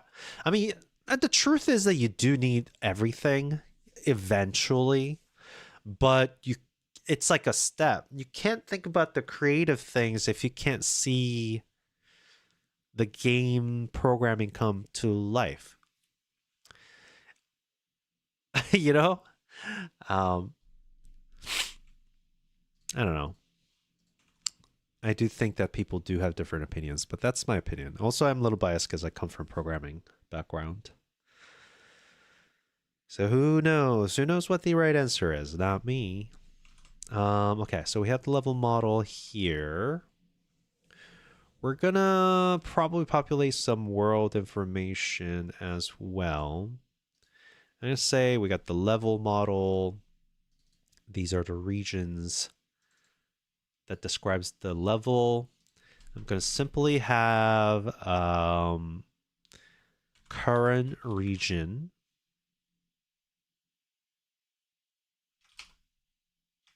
I don't know if it should be by name or index. And then it's going to be a string. So that's going to also be populated by the region mode. Over here on the start is the first time UE. We're going to say world info current region equals home. So we can do that.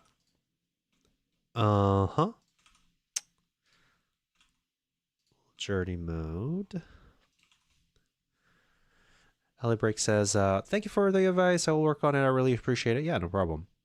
Also says, the thing is, I live in really poor country. I live in Syria, so I really want anything which is free. Yeah, of course. I understand that.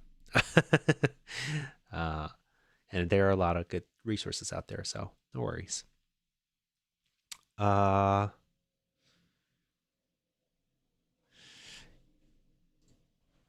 Follow through. Godot is a perfect place to start for the free things, anyways. And, you know, when you get to thinking about resources and stuff, of course, you can go to itch.io is where most people go. You can go to game assets and look for free right here, free. Now, it can be a little tricky because some of these things are just free demos. Like they have like limited, like this looks great, but they're not all free. I think there's a free version and they have like a downloadable for people who pay something. Like this is the free version. I'm not sure if this is actually really good if this is free. Let me take a look. You know, with these days, modern days, you have to be careful with the wow, this is a really good waterfall. I need to learn from this. My waterfall needs work, as you can see.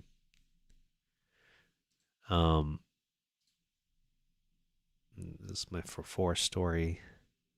I guess that's not terrible. But definitely needs work.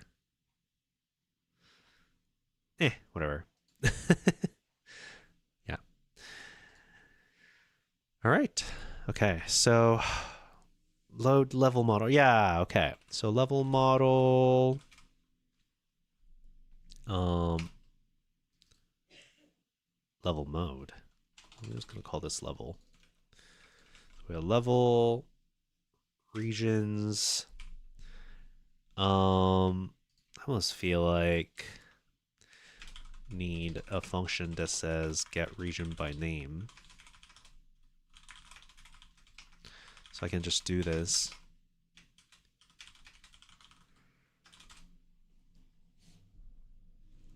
And then we can go for region in regions, region name. If region name to lower equals to lower, we're gonna return the region. Boom. So we'll do that.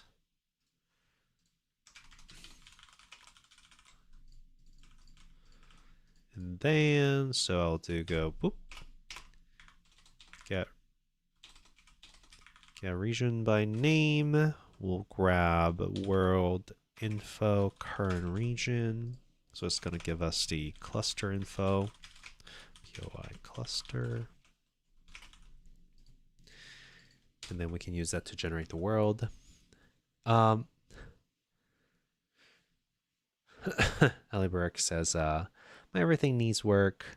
Thank you. I will focus on logic related to Godot, which is code, and the engine as for now. Yeah. Follow that documentation, and then the question will come up naturally. I mean, at the end of the day, all information is knowing what to search for, and you don't know what you don't know, right? If you don't know what to search for, if you don't know, like for example, when you get stuck on things, searching for the answers to those problems comes with understanding the terms for what you don't understand. And, you know, that's the process of learning. It's the difference between, let's say, like, if you didn't know, you might describe a problem. Let's say, like, you're just starting out, you know, you go, oh, how do I make it so that, you can search, how do I make it so that in Godot, my player doesn't overlap with the enemy? right? I mean, you can kind of understand with it, but it feels a little obfuscated, right?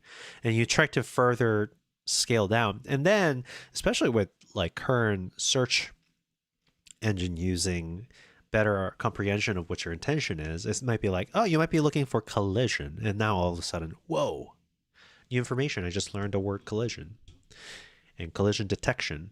And you go, okay, well, how do I do collision detection in Godot?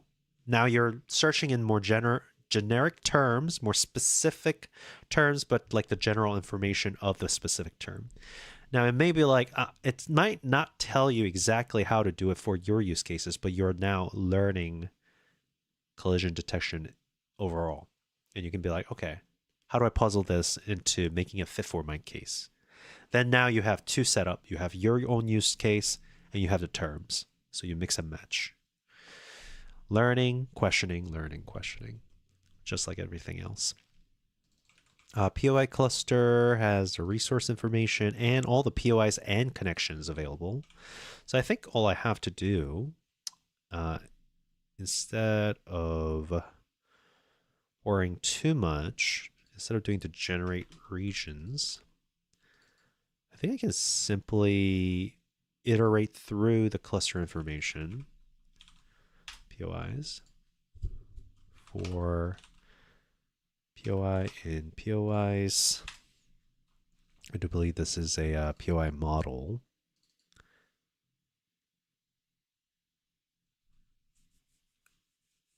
Wait, is the mem node already created? I might have to make sure my generator isn't doing too much work. These are good. Map mode. Level. Is there any... Okay, I'm not creating anything crazy. Good. Okay. So we're going to do... In the journey mode, we have to now create a map node based on POI information. So let's see, map node helper, and we can create node from the type, I think. I suppose I could also do this. Aliberic says, thank you so much. This is what I needed. Just a way. Thanks. I really appreciate it. Hopefully you succeed in your life. Thanks. I appreciate it. I hope so too. Success in our way. For sure. Many blessings. Aliberic says, can I ask what you're doing? I'm making a game right now. I have made a game for a game jam before. I'm trying to make it into more than a game jam game, essentially. So I am improving my short game that I've created for a game jam. Try to make it into like 10-hour gameplay, 10-hour or more gameplay that feels fun. So I can charge $5 to $7 on Steam. So I'm looking for launch. I just dropped the link to the game. Okay. Specifically, I'm creating, I'm refactoring some of the generation logic. All right, so we got the map node here. I create it based on the type. I do believe its position is already determined. Yes. Good. POI model is type and the position.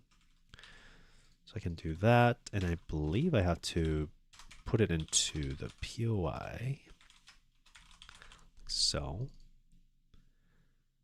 What else? Nothing else really. Yep, there it is. Generate regions, I think. We got the POI. We got to make connections now. We generate a room and all that. Ooh, and then the POI needs to be bound to the pressed information, yes. Bound camera. What does that do? Hey, thanks for the follow. Harui Suzumiya is God.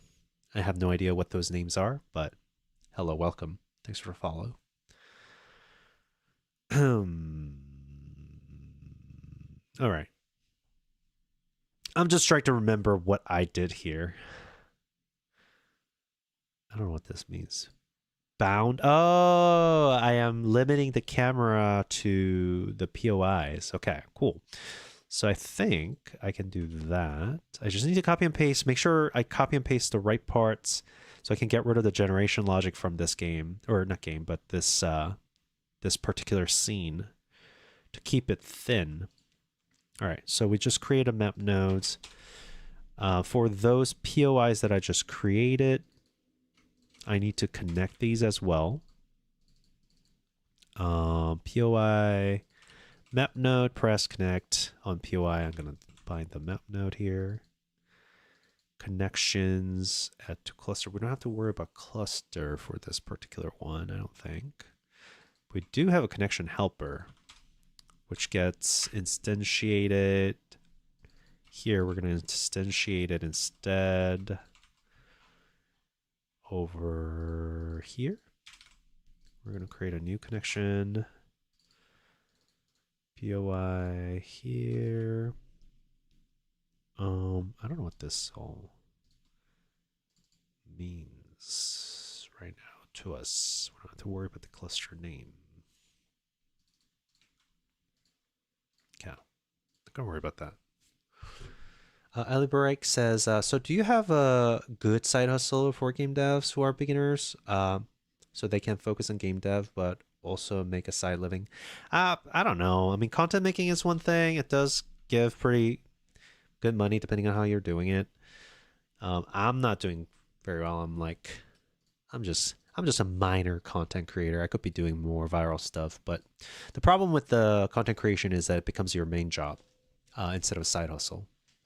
If you actually want to do well, you have to choose your path. I also have asset selling, so making art and stuff like that for game development. I do that, selling courses and stuff like that. But you know, that really comes with certain level of skill set. So I don't know. I mean, my main thing is content creation. I think that's a good one for people to try and make side hustle with. What? Oh, I misspelled it, by the way. No, it's not normal. Harvey says, is it normal to spell default instead of default? No, it's not. It's not. Thanks for pointing it out. Ellerbreak says, good luck. Thank you. Yeah. We're trying to survive. I mean, I had good savings because I worked at big tech as a software engineer for a long time. I am getting to a point where I'm like, oh, I got to go back to work. So I am interviewing.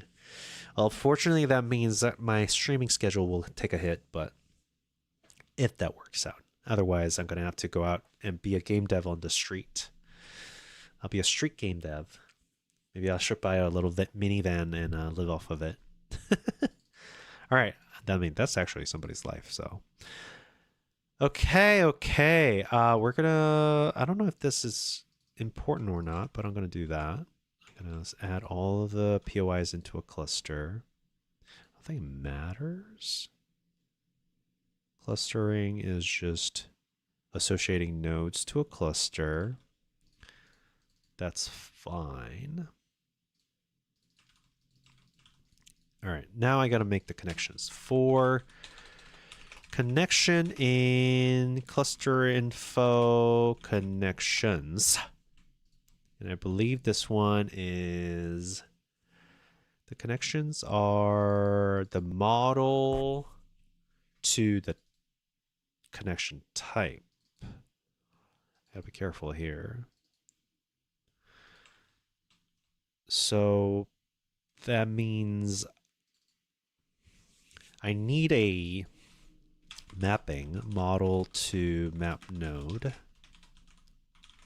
where it's POI model and then map node here. So then I can have a direct associations of those two. POI then that'll equal to map node. So we can get the RA Julie connection POIs 0 like that. RB will be map well to map node get connection POIs 1. And then I think connection. Oh, I gotta rename this. Cluster is gonna say connection model or connection info. Like so. Connections handler. We can say add connection A B and a default. All right, I think that should be good. So we're going through all the generated connections and creating connections in the connection manager. They're not locked. And create. I think that should be sufficient. Load level model. Like so. And so we're skipping all the generation logic here. Hopefully that just works. And I'm gonna do this. Generate legend. We'll also generate legend with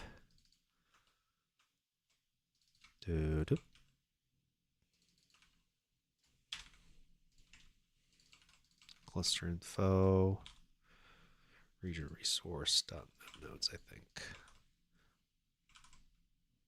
Let's try it out. It might break. Ella Break says, what kind of game are you making? It's a resource management game where you're trying to travel throughout the world, discovering different ends, eventually getting to the end goal. The challenge is that it is difficult to get to the end and managing. You're going through different story interactions and bonuses and upgrades to help you in your journey. Baka Design says, I was freelance in web dev for 15 years and I quit that altogether and opened a restaurant. Now I'm coming back to coding, knowing that I have a backup. I see. I want to open a restaurant. You got to tell me how to do it. I kind of wanted to do a coffee shop and stuff like that. I also need to know how to get into contract jobs instead of working full time. I mean, it's just what I know. That's why I just applied to full time and then I got an interview. Obviously, I had to prepare for the interview, but it's just easy for me to get a job that way because I'm so used to do it that way. Also, money's good, but if I could avoid it, I want to. But currently, there doesn't really seem to be a path for me to avoid that. And I regretfully... Injust says, it's easier to work full-time than contract, I think. I think so, too. I mean, it just is better for my resume for the places that I'm going to. One thing that I'm not... as much as I talk about like how like I'm like, hey, AI, I'm not really sure about AI and all that. It's still funny because I still am applying to like places like Anthropic. And I'm like, well, let's take a look. Let's see what it's all about from the inside. So we'll see. I'm on the loop. A little ironic. But I'll let you know, guys. Don't report me if I do get a job. Injustice AI is the future despite protests. Yeah. Well, here's the thing. I'm not going to deny and say that the AI might have some future in it. I think the whole like hype cycle, I think we talk about this a lot in this stream. The full hype is a little bit inappropriate, in my opinion, for what it can do. Assistance, helpfulness, amazing things. It's great.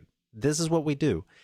It's like saying like 3D printer is going to replace all, sculpting jobs. Like it's like, maybe.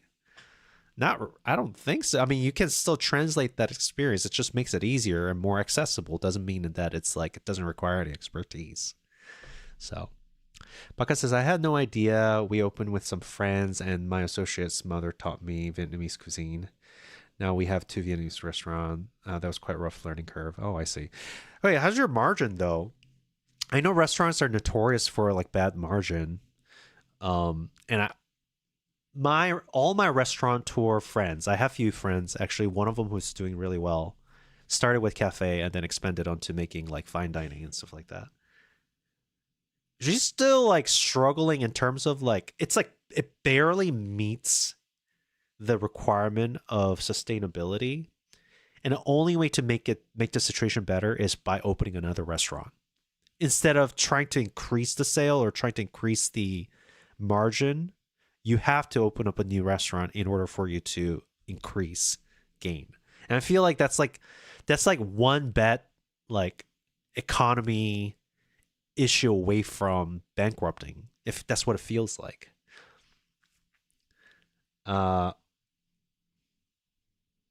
Great Class says, try to get a job in game dev or regular software. I mean, regular software is where I'm from, so that's where I go to. Especially because I'm like, if I want to work somewhere a very brief time in order to just recover some money again and then come back here, the biggest bang for the bucks are all the tech pro areas. As much as I hate participating, I mean, like, am I supporting the evil by being part of the evil? Yes, I am. And I mean, I know the irony of it, and I shit on them all the time in my talks and stuff like that. But, you know, reality is, if I'm going to swallow that poison pill, might as well go for the lethal one, I guess. Yeah, and I feel a little bad even applying and trying to go for it because, like, I feel morally conflicted. Bakazan says, one is going very well, one is so-so. It all depends on the location, really. It really does. And just says, never owned a restaurant, but I've worked service industry, and 95% of the customers are fun to serve, but the 5% that are morons make it miserable. Yeah, for sure. Baka says, we're trying to make a franchise, actually. Ooh, great. How much do I need to know to buy into your franchise? If I want to open up a restaurant here, though, I don't know. I'm in Seattle. There's actually a pretty good, like huge, not huge, but they're pretty decent amount of Vietnamese presence here, like food wise. So I don't know if you would want to franchise out here. Also the, cost of living is pretty expensive. Oh, you're in France, so it's a little different. I see. So franchise over there. It just says, oh no, I already read that. Great Cloud says money is money, unfortunately. I mean, unfortunately, but like, it's like also like, oh, just because I need to survive, I'm going to turn a blind eye onto this like crazy stuff that's happening. I don't know. It's just all over the place, I do my activist type of mindset and living where I can, but when the reality comes knocking at the door, I can't really help it. That's why I'm really cautious about judging people. But I do resist as much as I can, I think. Excuse me. Right. Where was I? So I made a connection. It had an error. I'm going to go back to the error. Do you like my logos, guys? Please give me a feedback. Or give me a feedback to my logo. All right, hold on. Let me... I mean, maybe no feedback is required. Okay, only thing I need to know. I don't need to know a lot. When you see this in a trailer or in the beginning of the game, does it make you want to immediately turn off the game? That's the only question, I guess. Does it feel... It needs to feel like it has a vibe. And it feels like, oh, it's kind of exciting. It's getting me a little bit like... Oh, I feel a little excited about this. I mean, that's the goal. It's like, oh, I see what this is about. And just it's got that 90s, 80s retro vibe. I mean, that's perfect. I mean, that's what I'm looking for. Also, the Godot logo. I'm not sure if I want to make the Godot logo appear in the beginning on the intro or put it at the credits. I kind of want to do it in the credits, but I also want to represent. So I don't know.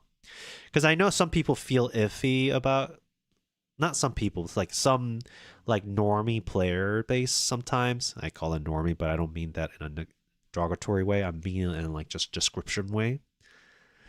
Baka says, the smile, maybe it should have the mouth more open. It's a bit creepy. That's kind of the idea, but okay. Maybe if the creepiness is making it so that it's like not approachable, then I'll take that note. Grace says, nah, I wouldn't turn it off from the logo. It is very 80s. That's the idea. Do you remember that one game? It was like a platformer, kind of platformer game, side scroller, beat 'em up type of thing. But it was like a comic. Like you're fighting the artist as a comic book character. That I think that had a huge influence on like artistic concept for me growing up. Baka says it's like it's grinding his teeth while smiling. Yep. On Mega Drive. Is it called Mega Drive? Is that what it's? No, you mean on the Mega Drive, the game console. I forgot what it was called. Was fun game. I never was able to beat it. It's actually really hard in my younger days. And then I just got into Mega Man, and I just played Mega Man all day. All right. Okay, so I got a little distracted there. I wanted to see the error and see what the error is. So let's get back to it. Boom. Uh-huh. Oh, I see. World info is null. Interesting. Okay, hold on. I'm going to go back here. I check for... I guess this never hits, huh? Comics Zone. Yeah, that sounds familiar. That's true. It's probably right. Comics Zone. Yes, it was this one. It's so funny.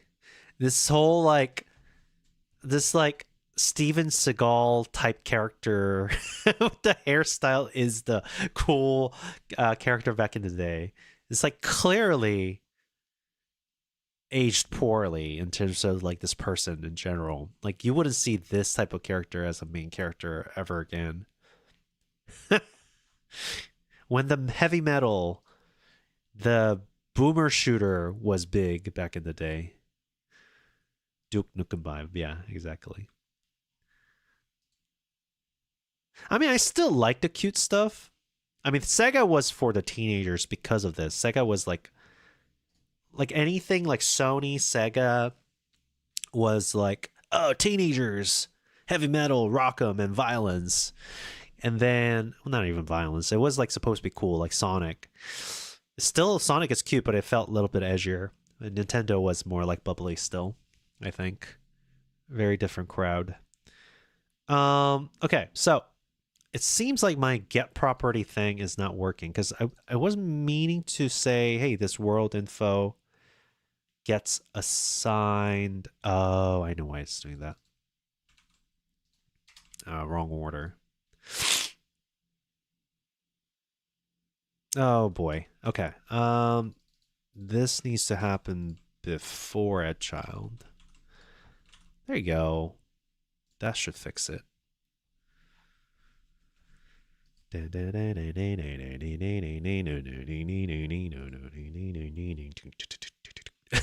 Probably not that kind of sound. I should probably come up with something more like moody. It's still no. The heck.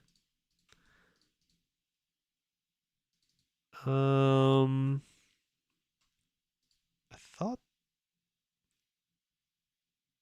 Is this returning null? Oh, it is returning null, isn't it? Because it's empty. Okay.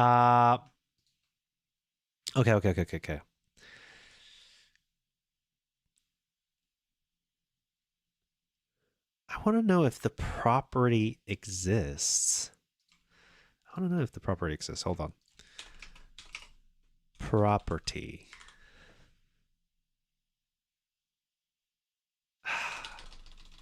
Has meta method.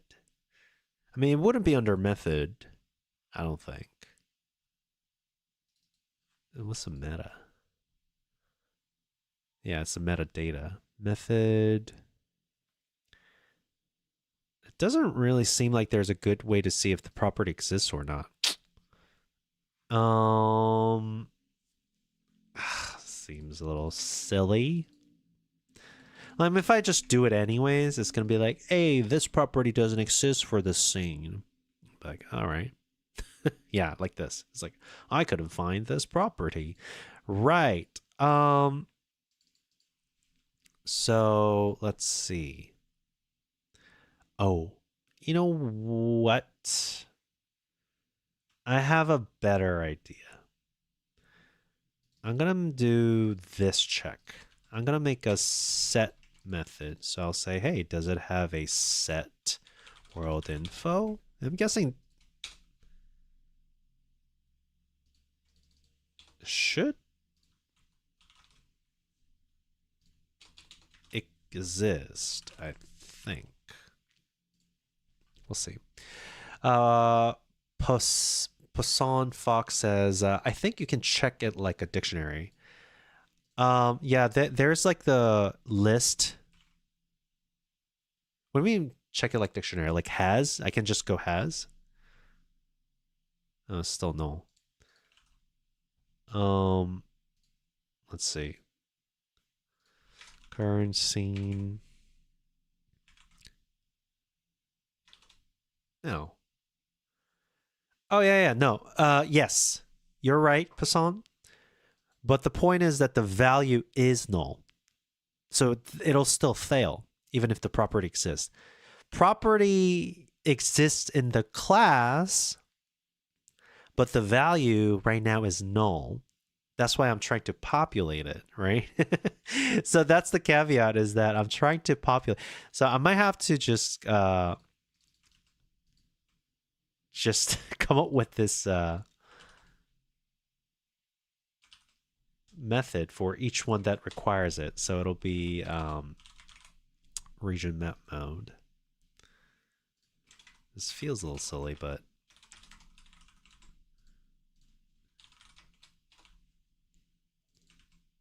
it'll work. Like so. Yeah, it's not shadowing anything.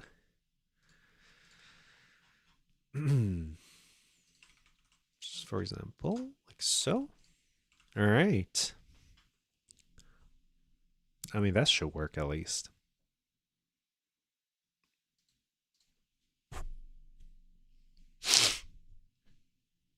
Boop, boop, boop, boop, boop, boop, boop. Yay! Oh, something's happening. Ding, ding, ding, ding, ding, ding. Oh, okay. Didn't like this. Da, da, da. Point light 2D. What is this one? Connecting. Okay. I see. We're moving to POI.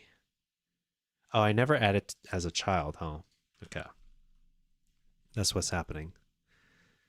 Move to POI. I need to add this as a child. Load level model.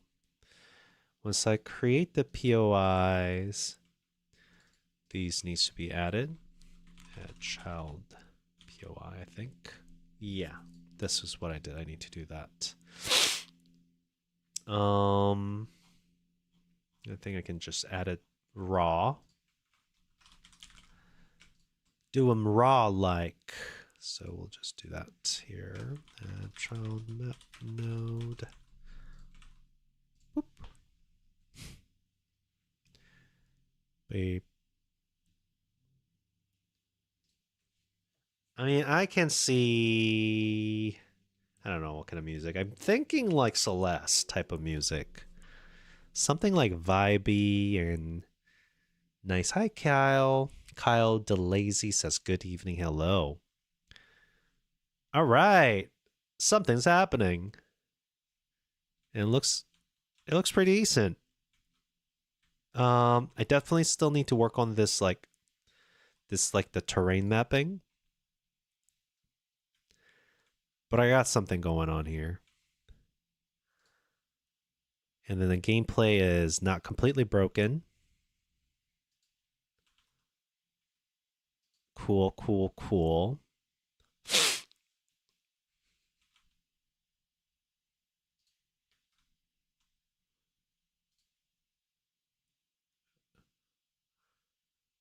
Oh my goodness.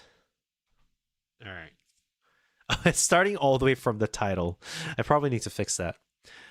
But hey, it looks pretty good. Great Cause says, got a sound designer? I know composer who may be available. I mean, I can't pay. I mean, unless you mean they want to do rev share? We can do rev share. We don't have a sound designer right now. I haven't really thought about it. Only if they feel the vibe of it, looking at it, being like, oh, I can think about all these things. There are a lot of things that needs to be added, obviously. I don't know. What's a fair rev share? If I'm doing everything and then I'm like sound designer's like, I can do sound. I mean, it needs to be contracted probably. I'll be like, Kyle says, are you solo on the project? This particular one, I am solo. Okay, so I feel like the land generation looks pretty good. The whole like, I need to update the upgrade so that it's not just this. I want to make sure each node has its own unique event. Okay, one thing that I was saying was that, okay, so this was the original gameplay, right, on the Game Jam submission, which, by the way, is available on my itch page. Baka says, a handshake and a beer. Yeah, exactly.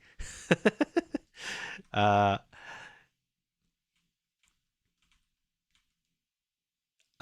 is it?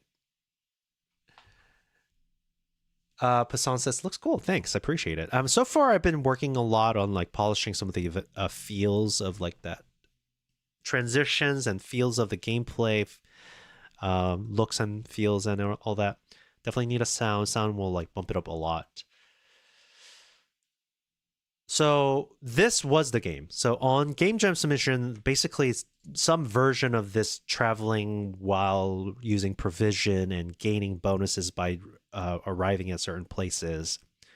And then now you can search whenever you visit a node in order to change your heart into provision. You can, I don't know why that rest works. Anyways.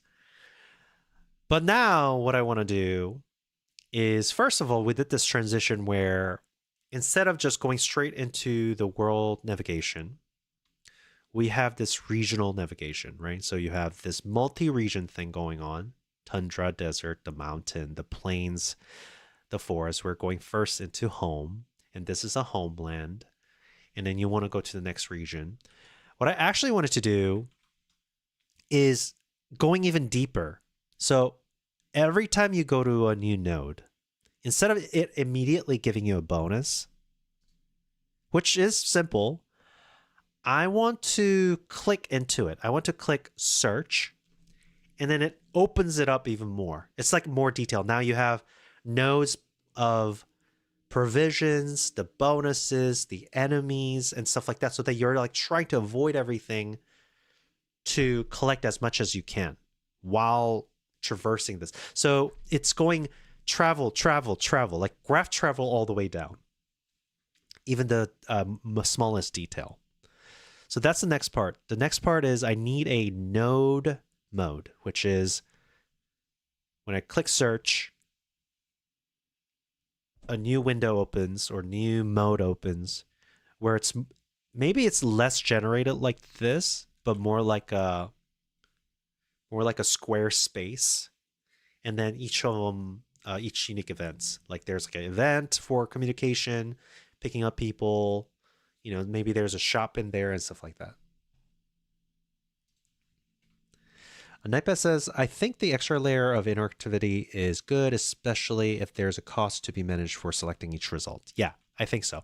So by default, traveling itself costs provision. And when you're out of provision, you lose heart instead. Okay. That's by default.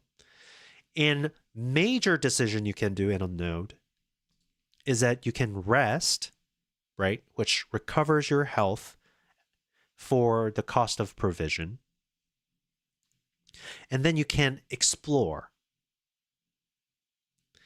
And exploring opens up this further little mini game, so to speak, which is the main mechanical game, where you can travel without spending provision. So in these zoomed in version, you're no longer using provision to travel, except you're getting purely bonuses or harms based on where you go. So I would probably get rid of this, where you see this like provision bonus for arriving. This will no longer be the thing. Instead of getting like default bonuses, which will only happen if you have an upgrade for it. If you have an upgrade or item or relic that allows you to like collect extra resources for being at certain places. Other than that, you gain your extra resource by doing a search or explore, which is this minigame mode. And so basically you will be doing this. So I can significantly reduce number of nodes and I can have unique interactions within the game mode. I think that'll be fun. It'll extend the gameplay. I think that's a good idea, as Nightbet says. Lex says, I've heard of the music getting the full cut of any soundtrack stuff, like playlists. I think playlists definitely should get a full cut if they're working for free. That makes sense. If you make album sales, that should go to the musicians. But what about the game sales? If there's no plan for track release and it's just game sale, there needs to be I get to either pay, and I've already done this with a musician before for my other game, which I haven't released at all. I paid one-time fee to get the full right to it. But if I'm not paying and we're saying, hey, we're going to do a little rev share, then it gets a little tricky. I think we just it's case by case. Kyle says, for me, I got an artist to do 80% of the game's pixel art. We're not doing 50-50, but he does have a nice rev share since he also does a bit of a sound too. Can't disclose it. Okay. I mean, that's fair. I think it is case by case. All right. Read the Nightbats comment here. Great Cloud says, up to you. I contracted him under rev share and gave him almost an equal share, but that's because he's super talented. We've been working together for years, and he put a lot of work into both music and effects. I'll tell him about it either way. Yeah, sounds great. Okay, so here's another thing. I do want to do dynamic music, so I do want to include Fmod here for live mixing. So I don't know how that feels for the person. That's my goal. I do want to do Fmod here. Live mixing really brings the game alive, you know? All right, cool. I think we're going to rate out here now. I'm in a good place. We made some progress. I'm going to do the zoomed in mode. We had a region mode. Region mode generated things got parsed into. Let me clean this up first, actually. Before we rate out, I'm going to get rid of all the generate logic here. Oh, delete code. Delete code. Ooh, boy. Am I nervous? I have a feeling this could go terribly. Cluster connections. No more. Create connections. No more.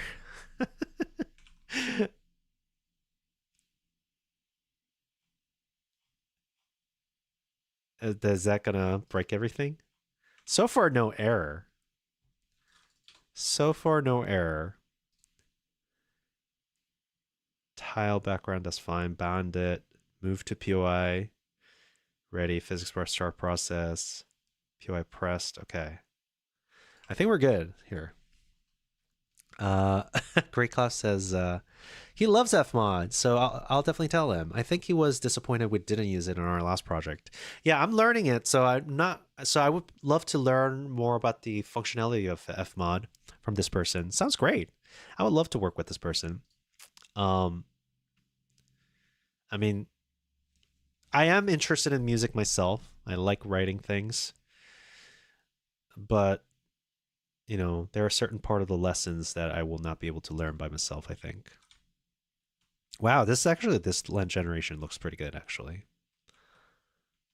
But yeah, I need to do some improvements here. It's pretty cool.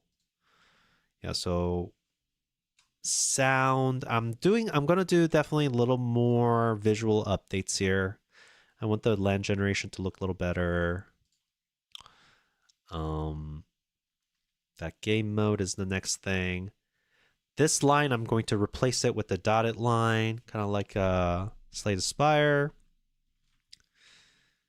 And yeah, and that.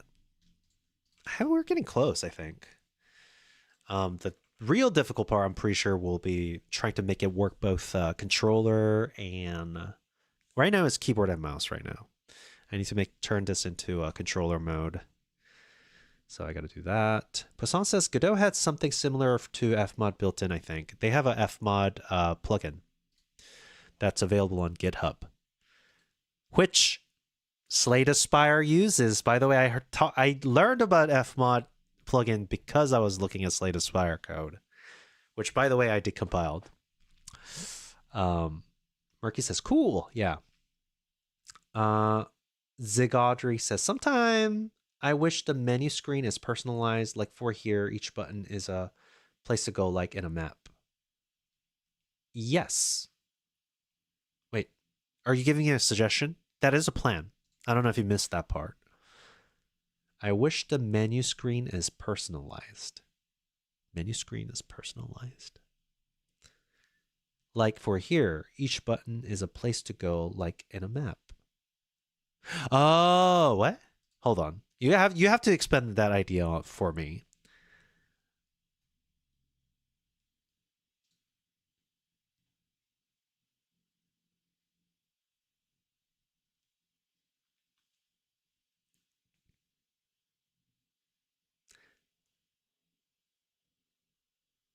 Megacrit also made Dancing Duelist after Unity controversy. Oh, interesting.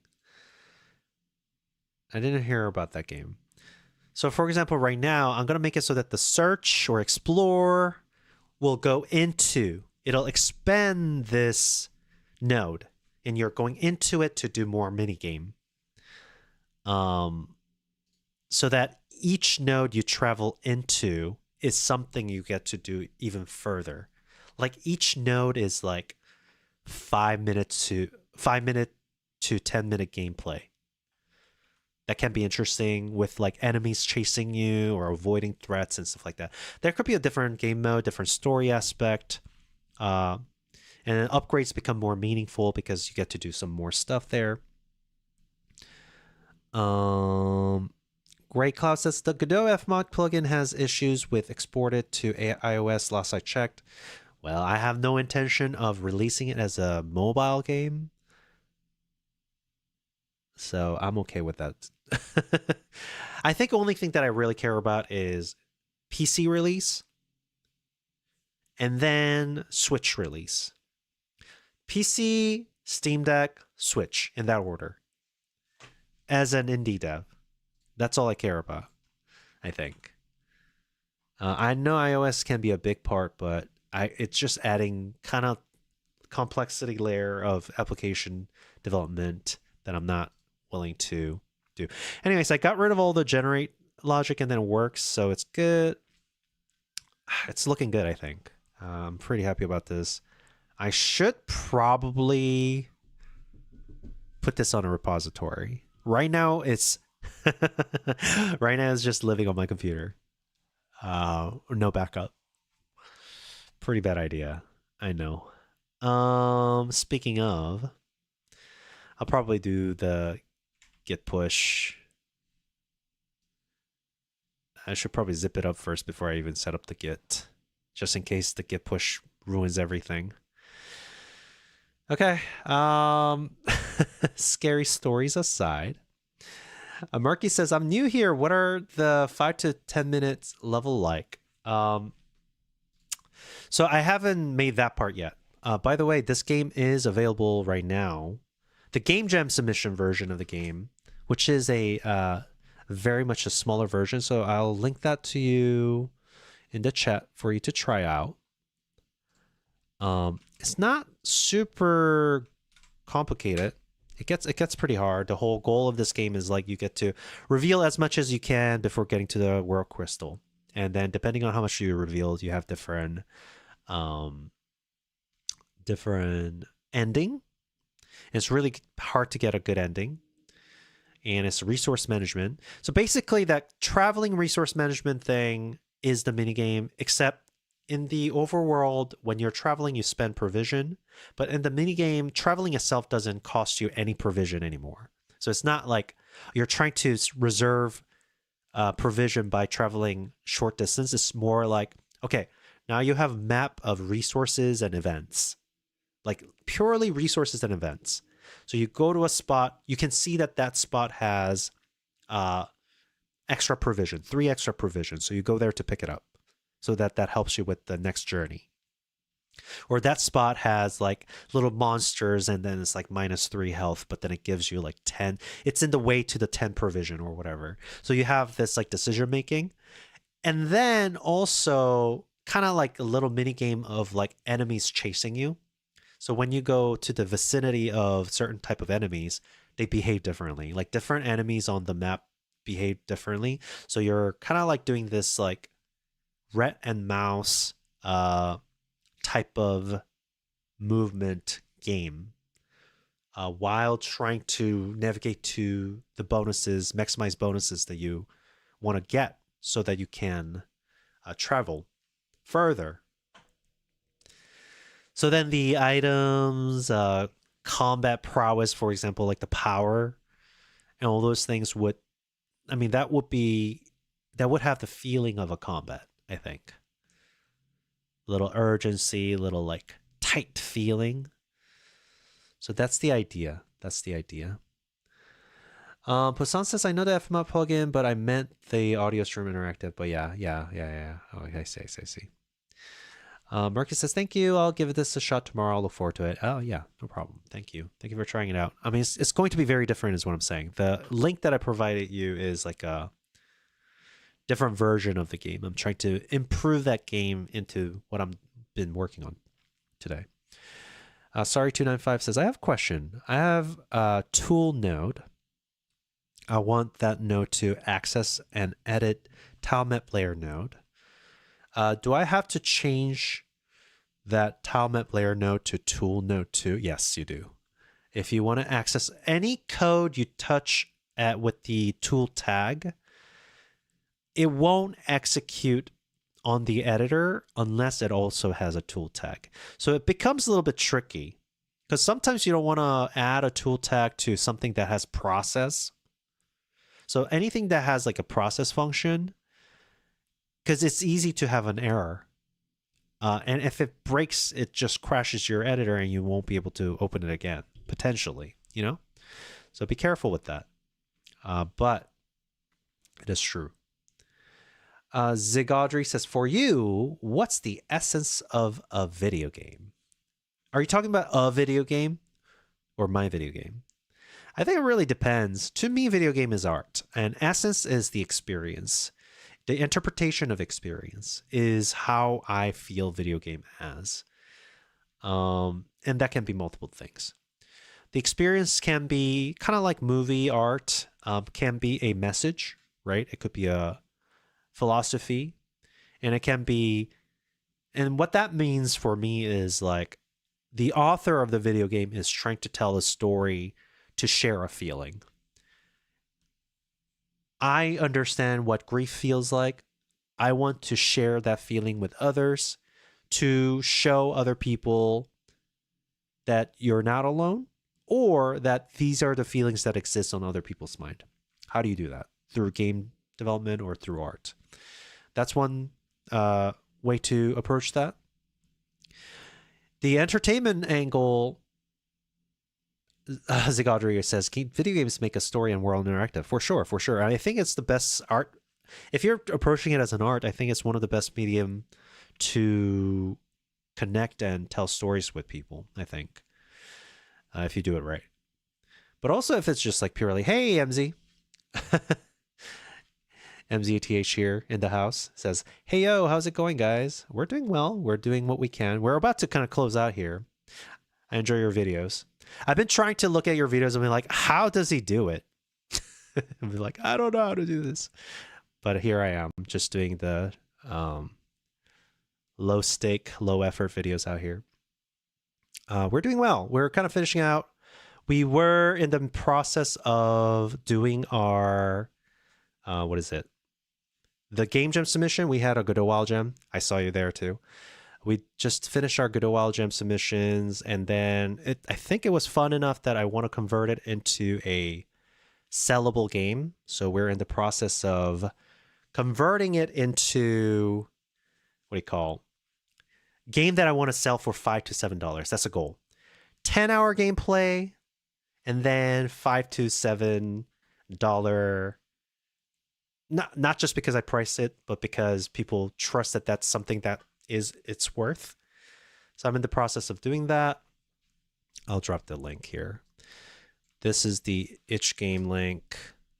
So we've been doing some brainstorming to see how can we make this into a more meaningful gameplay, expend it more meaningfully. And we're aiming for June Next Fest currently. That's where we're at. MZT says, no way. Zigater says, whatever it is, comic, animation, book, or video game, they're all vehicle of stories. I treat them equally, and yes, each one has perk and others don't. Yeah, I really love video game as a media for trying to communicate feelings. Sorry, 295 says, thanks for the answer. Yeah, no problem. I did what I could. MZTH says, I love that. I've spent the past month doing the same, but it's such slow process. Although I'd say I'm just trying to make small loop. That's fun. I mean, I don't know if you've seen any of my videos. That was kind of like the point that I was trying to make recently. Like, we have been making a lot of like long-term projects, Uber projects with like certain ideals. But then I was like, okay, well, this year we're going to make a small game, tight loop, a game that is fun within 5 minutes. And that has been like an overarching like concept for me now. Any game jam submissions, I had a bad habit of overcomplicating mechanics, where this is the common feedback, right? I'm not sure if you're familiar with this feedback, but like I get the feedback of like, once I got it, once I understood it, the game was great. But then like getting to that part, normally people won't have patience to get to that part. So I've been challenging myself to do like, okay, 5-minute game or like 5-minute game loop immediately. It's fun. It can get more complex, but it's fun immediately. So I've been doing that as kind of like a central theme.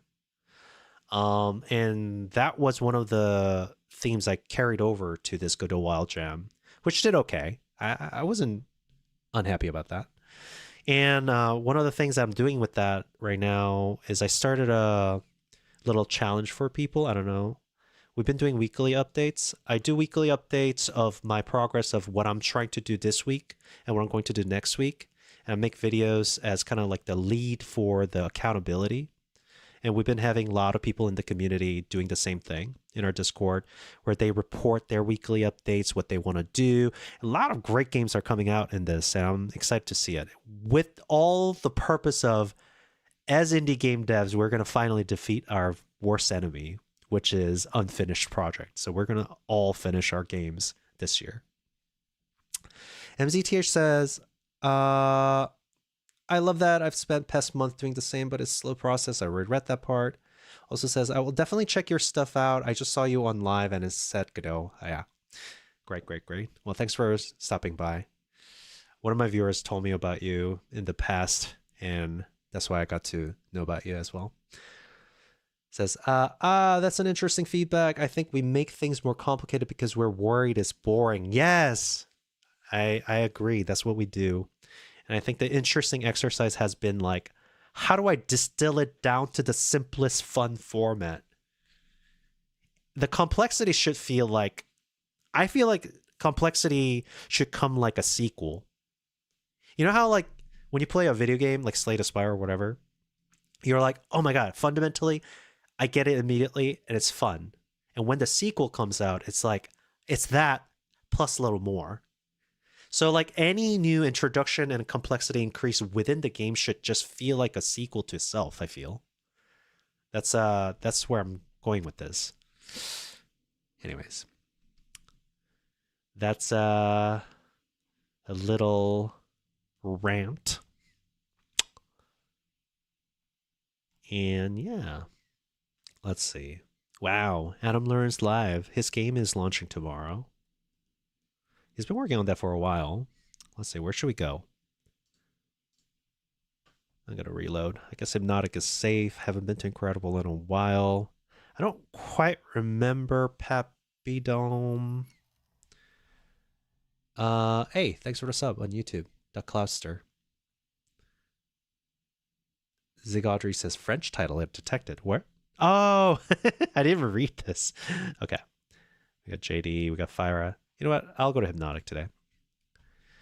All right, everyone. I'm here Monday, Wednesday, and Friday. Thanks for watching. I'll see y'all later. Look forward to that video that's coming up. Pixel art stuff and our weekly update. All right. We're going to first send our Twitch folks over to Hypnotic. Once that lands, I'll say bye to YouTube as well. Thanks everyone for watching. All right, let's see if that goes. And then I'll go eat.